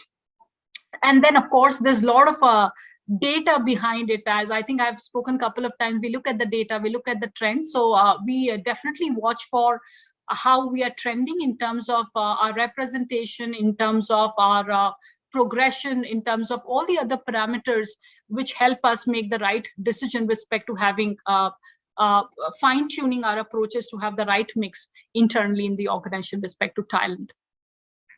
And then a couple of other practices which I want to just briefly touch upon. We also have a flexible work solution which has already been launched across various locations globally, and in India, everybody has access to it. What the program basically is allows us to make those choices with respect to what kind of flexibility I need, and have established that agreement with the manager. So do I want to do telework? Do I want to do remote work? But it also depends on the kind of role the individual is in. And it's basically an understanding between the manager and the employee. But yes, all the workforce has access to it. And there, as I speak, a lot of employees are also leveraging flexible work solution based on their role and establish those agreements with their leaders. And then on the learning, collaboration and learning, as I was speaking, employee resource groups are great starting points, having the right networks and community, which can help the particular segment talk about the unique issues, get those issues addressed, and also establish that network within the organization which which they can relate with and keep moving forward in terms of their collaboration and learning. There are several other developmental platforms, and I won't speak in detail, but just want to make a point here that over years, we have tried to look at what does Eaton need? What do we need? And based on that, we have made some finer adjustment to our approach in terms of what these platforms should be, where we should invest our time and effort, and how we can deploy this to get the right impact, the desired impact. So to start with, we started with having more focus around mid-level women talent, and then we started going beyond and deeper into our women workforce. So I'll talk about it in the subsequent slide where I share a little more about these programs. Few other things that we are doing is mentoring, and I think Subba also was mentioning about it. Mentoring and coaching are something which have significant impact, and they have. It has to be happening as we progress, on a daily basis, and it does have a huge impact in enabling career for women as well. So we do have enterprise level global mentoring program, and a lot of our employees, including, and this is open for everybody, this is not exclusive for women, but yes, we try to see how we can have people from IERGs benefit, they do get preference in these mentoring program, and how we can have the right representation so that our diverse workforce is getting the opportunity with respect to mentoring and coaching as well. And finally, very great platform, we have a platform called Stretch Assignment Marketplace, which is basically a platform where any leader across any geography can post a particular project, and people can apply to that project and start start participating in that project and delivering on that project. So the huge opportunity here is for individual is, if I want to learn, I have the ability to choose the project which will offer me the maximum learning and be part of that. And believe me, we get one of the maximum footfalls and applications from India. And I think you would relate with me, and India, we do have a high representation of millennials, which constantly look for that sort of a developmental and growth opportunity. So that Stretch Assignment Marketplace is a great way of doing it, and we have good footfalls on that as well. So I want to show you some numbers. Again, there is a good amount of rigor in place to look at what is happening. We are taking those efforts, there are programs, but then what is happening on the ground? Is it helping us? Is it not helping us? So we do measure the impact of all the things that is happening, various things that are happening on with respect to these 4 priority areas. And some of the impact that we have seen, number one, respect to women representation and retention, we have seen some positive impact. I would say on women representation, significant impact, 5-point increase is what we have observed since 2017. As I speak, we are about 16% women in senior mid-level, which is fairly good in terms of when I look at the statistics from the industry that we operate in. So it's fairly good from that standpoint. On women retention, we are making progress. We have seen on an average 3% improvement on retention for women. Having said that, there are some odd years where we see an uptick. Last year was one such year where we saw a little uptick of in terms of losing our women workforce. But on an average, we are observing that a lot of this effort is also helping in creating the right level of engagement with our women workforce. And you can also see that 85% of people, respondents to our annual in fact, alternate years when we do our employee survey, so 85% people said that they're favorable on the inclusion index, and this is also improved over years.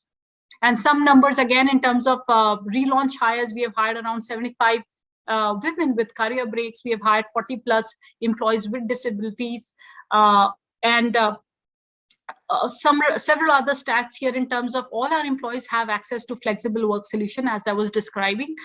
And also we have good number of people who are part of these employee resource groups. So basically it just talks about how is our workforce engaging with this theme around inclusion. So there's good level of engagement is what I can say looking at those numbers. And then the other last one which I want to emphasize on this slide is on stretch assignment marketplace, which is very important when we think about development. We are seeing very good number of projects, around 68 plus projects on the SAM platform, and over 1,000 people who have got these developmental opportunities over the last several years, of course, but very good traction happening through this platform where people get such stretch opportunities and they learn on the job. So that's where we are in. And finally, we also have good representation in terms of, we want to make it actually 50%. We are at around 43% representation when we talk about campus hires or early talent pipeline. And we do have a fair amount of mix when we do 33% of our new hires in engineering and IT are women, which is also fair. But we don't want to stop here. I think that there's a lot of work to be done on this area as well. So these are some of the measures. Now I'll go a little deeper into the development aspect. So when we think about women leadership development, what is that basis on which we are trying to create the platforms or create those content or create those opportunities, embed those opportunities in the journey so that we see the impact? So there's a little thought process behind it. Several years back, we started looking at what is really needed on this theme of female career advancement. And basis the research we did, we realized that there are 3 major factors that are more like pivots of female career advancement. And if you are able to address these, potentially they can give us some good results with respect to women progressing, with respect to women feeling more confident in taking those opportunities, raising their hand, as I can say, and also enhancing their capabilities. So these are some aspects that we are trying to address through the journeys and the programs and the platforms that I will show you in the next slide.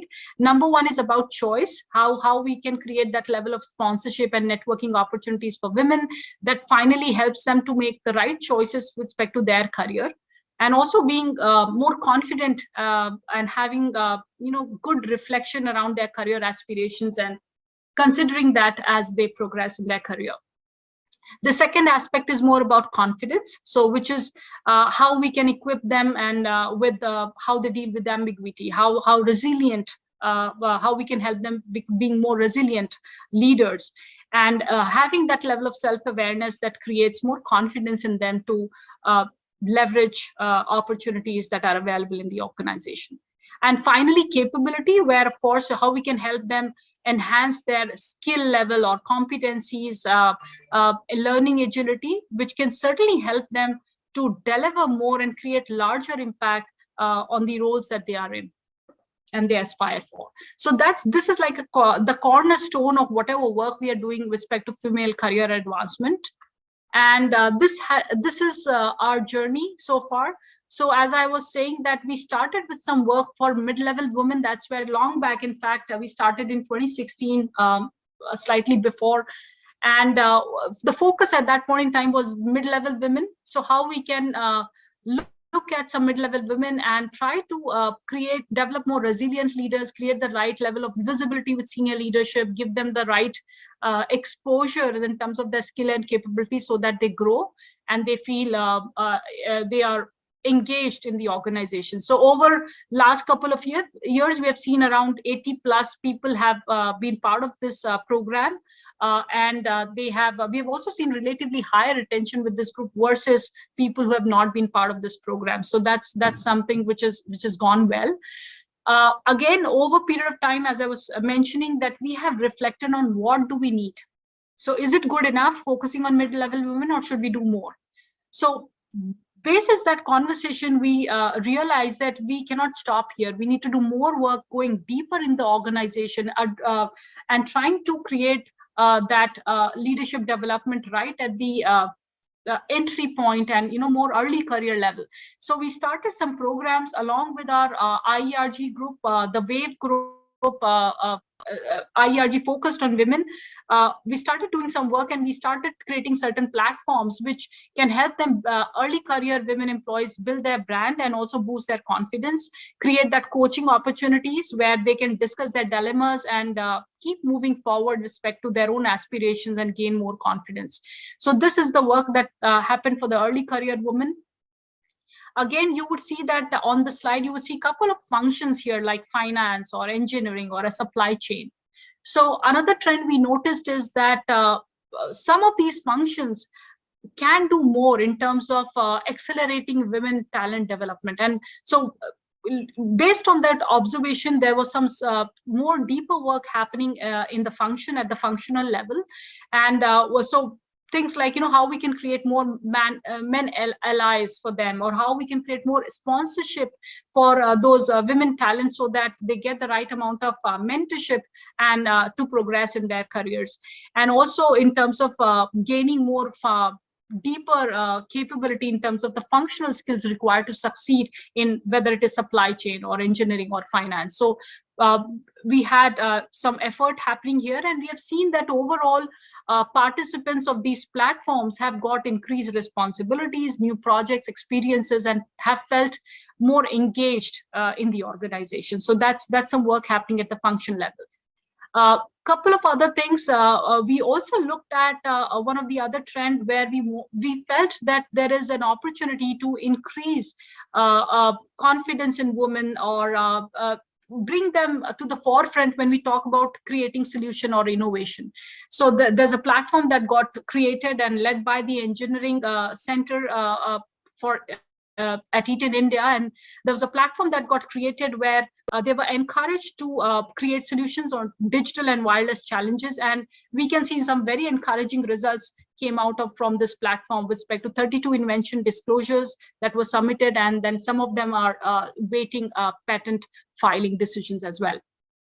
So this is the kind of journey. And then last but not the least, the global mentoring platform. We have a mentoring platform open for everybody, and around 250 plus women over last several years have been part of this platform, and they have benefited by having a mentor, and these mentor can be from across functions, across geography. So this platform has helped them expand their network and establish those mentoring relationships which can build them further in terms of their career and overall in terms of the three aspects of choice, capability, and confidence that I spoke about some time back. So, and all these programs, almost all these programs are more like pull basis. So opportunities are available, but it's on individual to self-nominate and raise their hand and come forward and start engaging with these programs and take their career forward. So that's what we aim for. We want them to make those choices and come forward and progress in their career. So that's the array of things that we are doing with respect to women talent development in nutshell.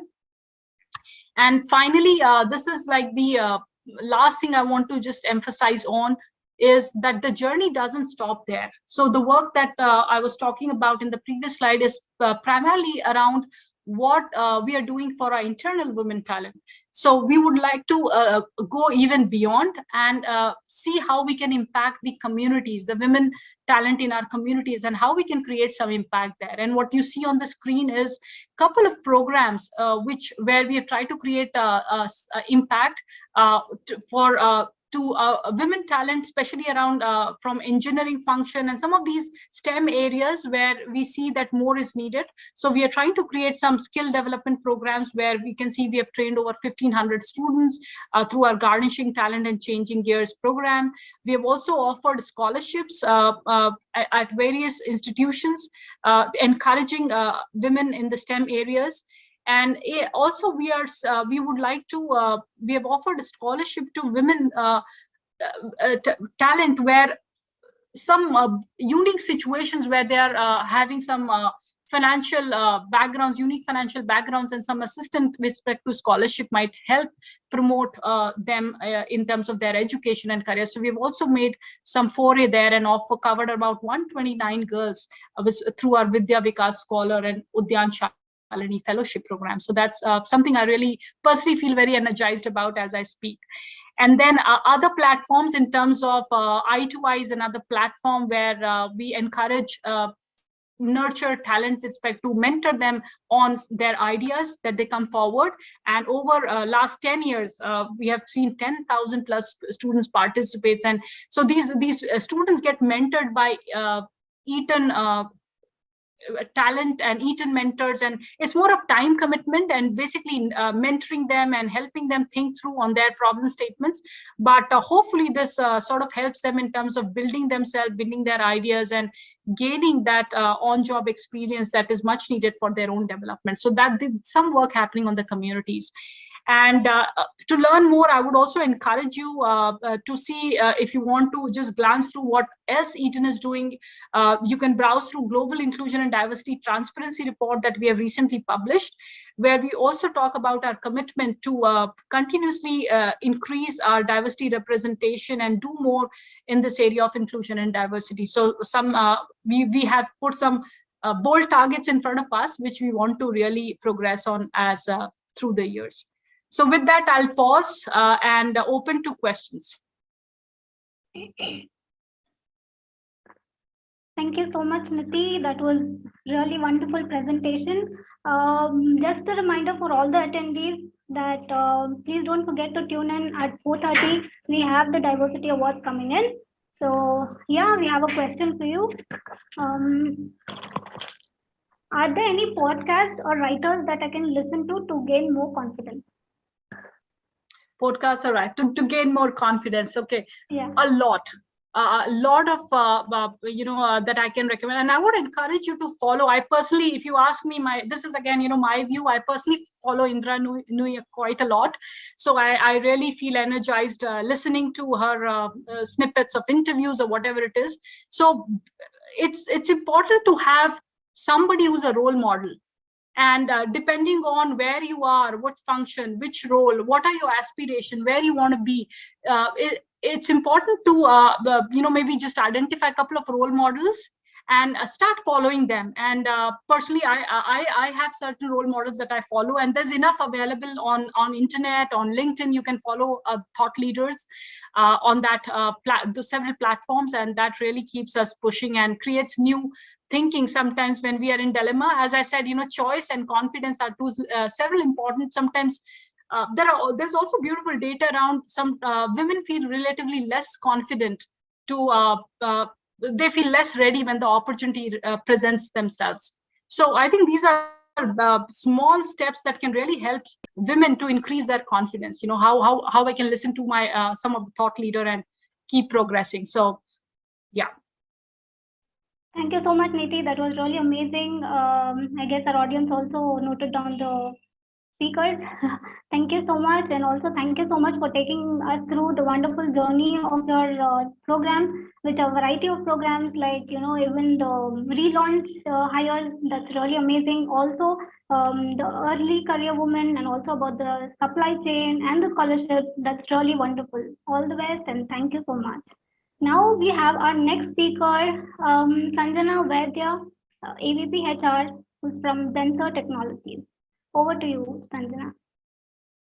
Thank you, Aisha. Just confirm you're able to hear me? Yeah, perfect. Right, great. So Aisha, in the presentation I'd shared some, I think the link is not working for the video. So I'm going to first do that by sharing my screen. First of all, good afternoon to everyone. And thank you to Jobs for Her for giving us this opportunity. My name is Sanjana Vaidya. I work with Zensar Technologies for the last 17 years and have done multiple roles. That has kind of, ensured that I stay glued to Zensar and contribute to the passion that I have. So I'm going to share my screen for a quick 2-minute video.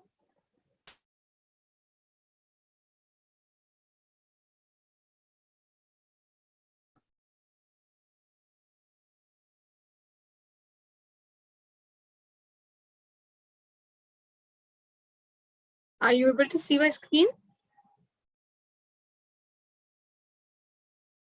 Can you confirm, Aisha? Yeah, Sanjana. It's a black screen that you see? Yeah. All right, great.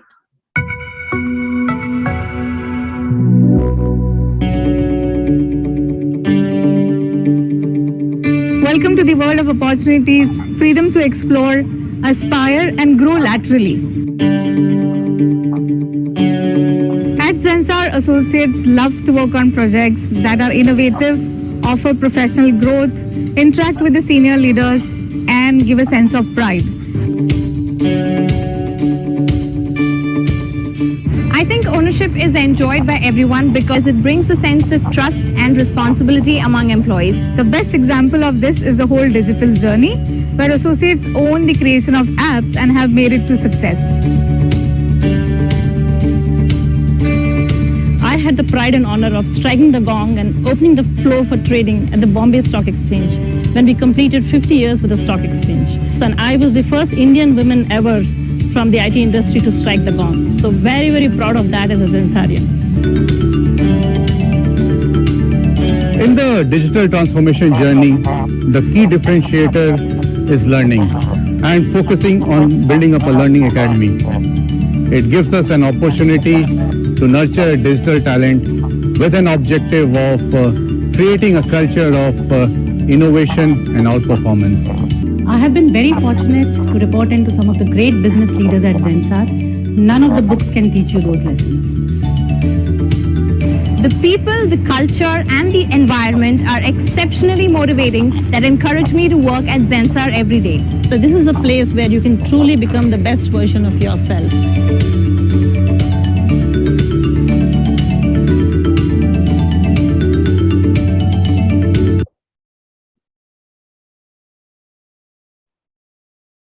That's our value proposition, and we're extremely proud of the legacy that we have in Zensar.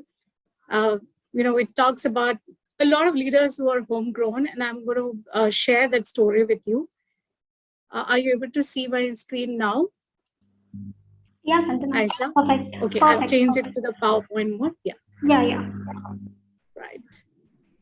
So who is Zensar? Just a little bit about what our organization is. We are a technology consulting and services company. We have more than 10,000 associates across 33 global locations. We belong to a RPG group of companies. RPG Group is a leading global conglomerate with a diversified portfolio in the areas of infrastructure, tires, information technology, health, energy, and agribusiness. So an overview about Zensar Technologies, a 4 billion strong RPG group company, 55 plus years of legacy, as you heard from one of our leaders in the video as well. We've been also conscious about the choice of acquisitions that we've made in the past to ensure that we infuse diversity by each acquisition that we have made. And some of the examples are the companies which come from different regions. So we are able to look at local talent from the US, UK, South Africa, besides having a strong presence in India, and also different technologies where we don't have a strong presence. That's how the diversity from all spectrums can be addressed as well. We know what our vision is, and this is our group vision. And we're extremely proud of saying that we believe in unleashing talent, touching lives, outperform, and creating happiness at our workplace. Now, when we say that, it just doesn't remain there as a statement, but every practice and every policy that we have across our companies and in Zensar are aligned to this vision. And I'm going to share some of these things in detail, how we align this to creating more inclusiveness in the organization as well. So firstly, let's look at how Zensar's commitment to build a culture of greater tomorrow aligns with what the UN Global Compact is trying to achieve through the SDGs, or even Jobs for Her is trying to achieve through their vision. So our vision is to create gender equality and equitable workplace for all when it comes to the diversity and inclusion agenda. UNGC, we are a signatory member with them, and we align with their SDG 5, which is about gender equality, SDG 10, reducing inequalities, and SDG 17, which is partnering for the goals. Jobs for Her's vision is to enable women to achieve their full potential by enabling them to start, restart, and rise in their careers. All of this comes together to help us achieve our vision. And the other aspects of our vision, which is through with building more inclusiveness, we just not talk about the gender, but we talk about including all. We're talking about employee value proposition, which talks about growing, owning, achieving, and learning, and happiness index. So recently, RPG group launched happiness survey, happiness engagement framework, which is to look at holistic happiness of our employees and not just engagement alone. And from the coronavirus pandemic to climate change to social upheaval driven by anti-racism movement going mainstream, major global trends are upending many certainties about our people, our customers, and our society. To survive in the face of increasing complexity and disruption, organizations need talent that matches the world they operate in. In other words, we need diversity. To thrive, companies need to unlock the power and potential of all the talent, including women, people of different races, ethnicities, socioeconomic status, those with physical and cognitive abilities. In other words, we need inclusion. And who had envisaged that what we went through this pandemic? We never thought of everybody working from home during the pandemic. Before COVID, we all spoke about future of work, which was to do with new technologies like AI, ML, and robotics that were going to take over the human roles in various corporates and workplaces. However, pandemic pushed us to think beyond and focus on the basic needs of living beings and shifting responsibilities in the family, and above all, the wellness of employees taking the top place of the needs in the organization. The happiness framework in RPG group is designed to cater to holistic happiness, and very timely. While we started the work a few years ago, it was very timely that we were able to launch it during the pandemic and make it happen for our associates.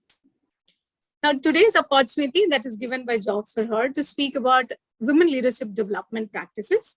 And here is what we would like to share about the leadership development framework that we have in Zensar. The robust framework is what will ensure a strong leadership pipeline, isn't it? So many years ago, before 2020, we embarked upon this journey of online learning platform, curated programs for every step of leadership journey. While this applies to everyone in the organization, the programs carved out separately for women development and advancement in partnership with external partners as well. And the basis of our leadership framework are our deep-rooted competency framework that supports career development at each step. Now, some of the acronyms that I use here, which is ILEAP, is when you are an individual contributor. FitLeap is when you become a first-time manager and move on to taking up the next level role as well. Next is the ACE-Leap, wherein you are trying to become manager to manage a portfolio or an account, and then you start getting into a leadership role, which is a business lead. We are in partnership with Stanford, Wharton, and ISB programs, which are again curated to our learning and development needs. But there are specific programs and learning needs that are carved out to ensure empathy, which is the greatest leadership capability that is, admired today, is also taken care of. And we have a strong platform with Percipio to cater to online programs, which is also one of the mandatory KRA for everyone in Zensar. And that's how Zensar's leadership development efforts are aimed to develop the right culture and right capabilities to be a future-ready organization. Now, moving on to how do we really do this for women? So we have a Zensar Women Executive Network. We proudly call it as ZenWen. And this legacy has been shining since 2005. I joined Zensar in 2004, and I have been a beneficiary. In fact, all the women leaders today in our organization are homegrown. And we're very proud to say how it all started from one person, which was our CEO, who had this vision, and he ensured that he was able to pave the path for all women leaders to be able to take the senior, the leadership roles that are existing today. Now, to begin with, the commitment that we have from our leaders is one, to ensure there's a target to ensure the women leadership development moves on to a level which is higher than the industry. I remember Radha from Accenture, who shared with us that while industry average, shows 30% diversity in the workplace, there are just about 10 to 12% women leaders, be it any organization, any industry that we are in. And there are obvious reasons why this funnel kind of, tapers down when we reach the leadership level.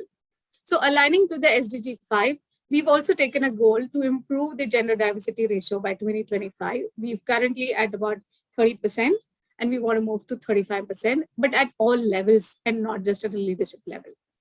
And to be able to do that, we ensured the DNI diversity and inclusion policy was in place, which clearly states our intent.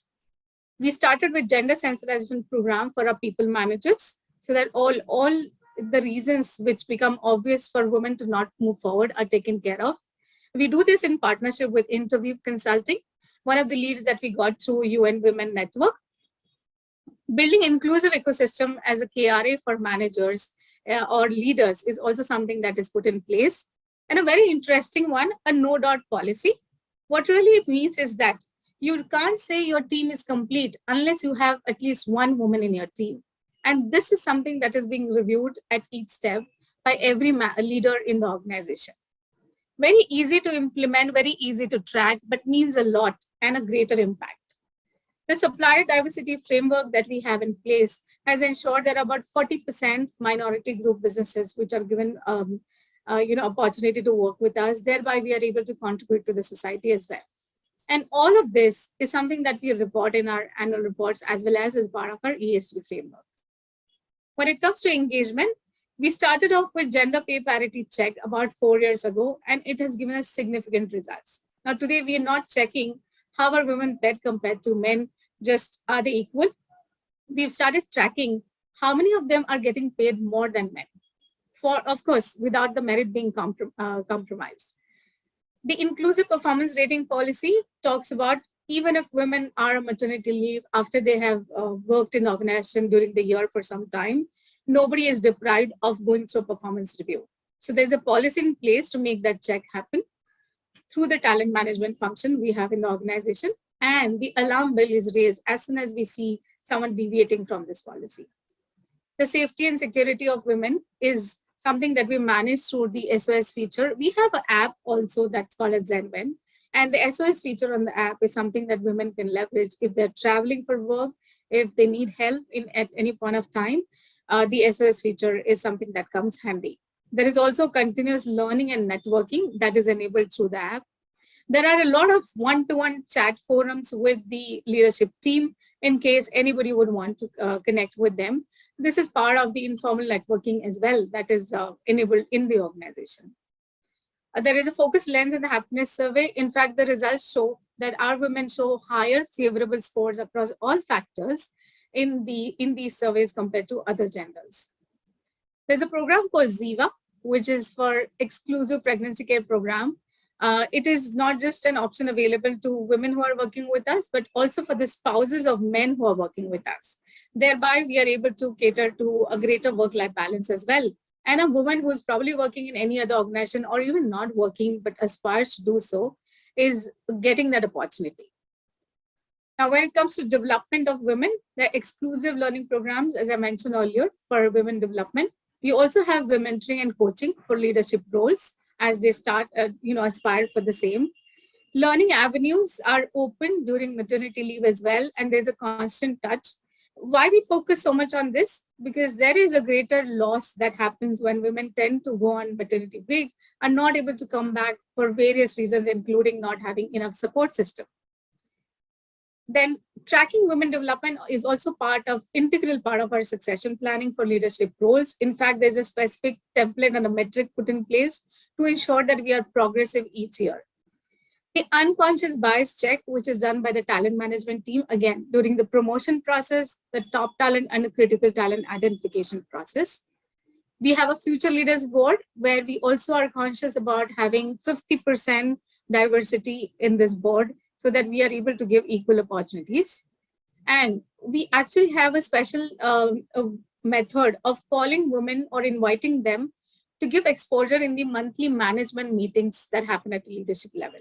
Now, this way, we are able to cater to all that they need to know, or we need to know, to be a successful leader in the organization. When it comes to empowerment of women, we also have a women returnee program. We call it as N11. In fact, proud to share here that we launched it in partnership with MasterCard and Jobs for Her a few years ago. We have an on-campus creche, and wherever we don't have a creche, we do a tie-up with daycares in a nearby vicinity. And this applies to all locations in India. We also looked at the aspect where we could be ignorant of giving opportunities to women who are part of LGBT plus community. So we launched a group called PRISM, where the ally group is working constantly towards ensuring the opportunities are given to them. And we also raised the bar in terms of awareness about this group. The special referral bonus is to invite referrals from our associates of women who belong to their family or their friend circle to be able to work Zensar. That is one of the ways we get them back to workplace. Then inclusion of the word partner is a conscious decision made in our insurance policy. It is not just to say that, look, just because you have somebody who's legally married and is a spouse, you'll be able to give benefit. But today we are no longer living in a world where marriage is the only way to have a collegial relationship, right? So one is that. The second is to cater to the LGBT plus community members who were deprived of this insurance benefits in the past. Of course, to ensure safety and security of women, we have internal complaints committee in all locations, the POSH, which is a unisex and a global compliance policy, and an ethics council, even if women had to reach to the forum where they would want to raise concerns. All of this is tracked and reported on an annual basis. Adoption and surrogacy leaves have been in place for us for the last 5 or 6 years, where we said, hey, look, if the woman really wants to move forward in her motherhood journey through these ways, we should make it possible for them by giving them substantial leaves. And the leaves are in about 12 weeks that are offered to them. The employee assistance program is to cater to all types of support that is required, including mental wellness for all our associates. The differentiated travel policy is something that we would like to talk about. It talks about having a GPS tracking for the cabs when women travel for business. Then also having minimum 2 women working in any shift if they have to work in the evening or a night shift specifically. Women are not allowed to travel through flights or buses or trains for business during the night time. All of that is to ensure the safety and security of women. We are also connected to a local police station group so that if there is any SOS requirement that occurs, then the women can also go and access from there. And there is a self-defense training and awareness program that happens throughout the year. When I said we track the leadership development through succession planning, identification of top talent, today we stand at 24% of our women who are appearing in the top talent list, where there is a focused intervention on their development. So that's so much about the framework that we have in place. In fact, our special pregnancy care programs have ensured that 97% of our women come back from maternity leave and are able to stay with us for the next 1 year. So that's how we are measuring the impact and not just checking whether they came back, as soon as the maternity leave ended. There is also a leave for tuberculosis related purposes if that is required. So through the gap analysis that we do through UN Women tools that are given to us, there were areas identified right in the beginning when we started a very focused journey about 4 years ago to say, hey, here is where we need to make a difference. And let's identify what can we do to ensure our women associates who joined us stay with us and become leaders in the organization. And we are able to attract more women in the organization. Here are some of the glimpses of various events and programs where our women associates participate. As I mentioned, we operate largely in US, UK, South Africa, and India. We tend to have global programs, and we also have local chapters. Our global D&I council is chaired by a country head in the UK and not by somebody in HR. That's a conscious decision that is made so that it doesn't remain an HR agenda to drive inclusivity in the organization. Various sponsors for all other ally groups are also someone who come from the business side and not just from HR. Some of the other glimpses are about our accolades and ways that we promote women to participate in external forums, whether it is NASCOM, V-Equity, whether they are marathons, and even the gender equality summits by the UNGC program. Besides what we do internally, we have several programs like Swayam that caters to our training underprivileged women for vocational training, like driving auto rickshaws, hospital care. We have a Pehle Akshar program that caters to girls in STEAM. And these are run through RPG Foundation and driven through our associates as volunteers. Some of our accolades for the programs that get recognized, including Jobs for Her, we're very happy and proud of the achievement. However, this is not the end. This is just the beginning. Like some of you mentioned that in the past, the journey has to go on till we really see equity and equality in the workplace. And we look forward to having support from all of you who've been part of the Diversity Forum as well, how we can work together to contribute to the society and not just do a bit for our organization. Thank you so much. Open to any questions and suggestions. Thank you so much, Sanjana. That was very lovely presentation. We have a question for you. How do we deal with workplace shaming that comes from aging or post-pregnancy weight gain? Thank you so much, Aisha, for asking that question. I'm not sure who asked. So we have these specific ERGs in place, which are to do with young mothers, also mothers of teenagers, mothers of toddlers, or rather parents and not just mothers, where we enable sharing and learning from each other. So the digital platform that we have in place is called as Zenven, is something that brings such communities together. And that is one aspect. The other is focused sessions that we organize through our insurance partners as well, where we are able to leverage the availability of medical professionals who could guide them further in this journey. So, we have not seen anybody really shaming a woman in the organization post-pregnancy. So we've not come across that, nor has anybody reported, but we are conscious of the fact that it can happen to anyone. So that's why these programs are proactively put in place. I hope that answers the question. Thank you so much, Sanjana. That was lovely. We have another question for you. Sometimes I honestly feel my emotions overwhelm me because of PMDD and hormonal changes. How do I deal with this? Well, I'm not a medical expert, but what our organization does is we have a series of wellness sessions which are identified for women, which is not just talk about physical wellness, but mental, spiritual, and financial wellness as well. Again, in partnership with our insurance team, we have been able to put together such programs where we invite medical professionals and help you deal with the situation.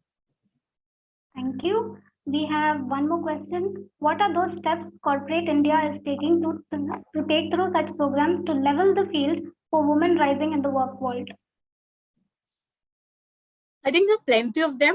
And there are some phenomenal changes that are even brought about by our Prime Minister, Mr. Modi. Even Smriti Irani, has been very, actively participant in the UN platform and the initiatives taken at a, at India level as well. But some that we replicate is creating equitable workplace, reducing inequalities. And largely this is happening just because of the unconscious bias. Nobody to be blamed for, it is just part of our upbringing. If we just address the bias, when say for example, you are hiring for a role, we tend to, because there is so much talent crunch in the market, we tend to just pick up the first profile that fits our requirement instead of waiting for a diverse profile to come in. Now, can we make that as a unconscious choice, that we look at a pool of diverse profiles and then make the right choice instead of just picking up the first one? Very small one. The other one is a no doubt policy, where we said that if each manager decides that my team cannot be completed without having a diverse candidate on my team, be it a woman or a person who is physically disabled or somebody from a LGBTQ community, I think it is possible for us to make that change.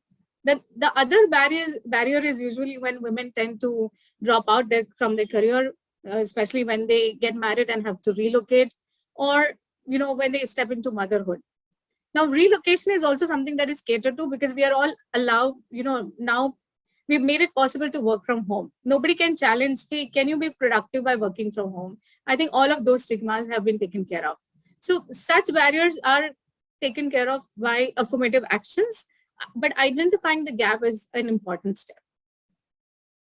That's wonderfully told. Thank you so much, Sanjana. And we have one last question. What kind of traits do women leaders embody that we can emulate? Well, I don't think the traits are different for a man or a woman. If you're a leader, you are a leader. In fact, we consciously avoid using the word woman leader, because then you're differentiating, right? So the traits are the same. You have to be empathetic. You need to have a growth mindset.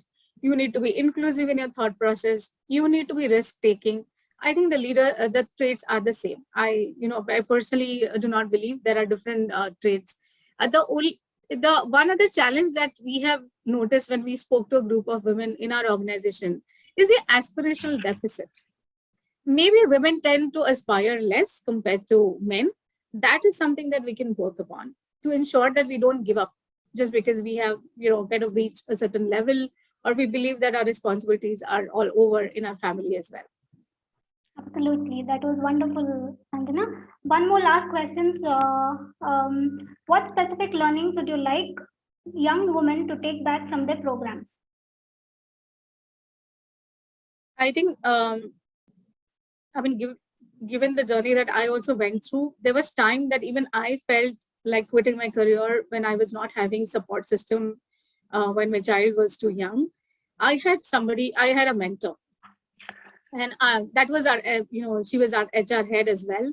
And she stepped in to tell me, look, this happens to everyone, you are not alone, right? So having someone as a mentor doesn't have to be somebody from a corporate world.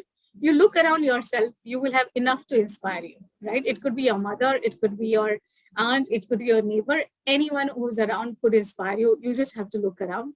The other is not to give up, thinking that my first promotion didn't happen when it happened for my male colleague. You don't have to say it happened because I was a girl. You have to go and find out what really happened there and ensure that you get it the next time. And then aspiring enough to be a leader. Don't give up just because you see a lot of men sitting in the room. No offense against men on this call as well, but just because you see all men in the room, and usually that happens in a boardroom, and you're the only one, don't give up. In fact, be proud of where you are and ensure that you pave the path for others. That is something that I would like to share with everyone. That was really lovely, Sanjana. Thank you so much for taking us through your journey, and the beautiful video that you shared with us was really nice. And the beautiful presentation, also the programs, the amazing programs, very creative programs, that is Happiness Index, that is really amazing. And also a few other concepts that you are focused on, which is gender equality and the app ZenWin. That is really amazing. All the very best, and thank you so much for being here today. It was really good to have you. Thank you, Sanjana. Thank you, Aisha, and thank you to all of the speakers as well. Wish you all the best.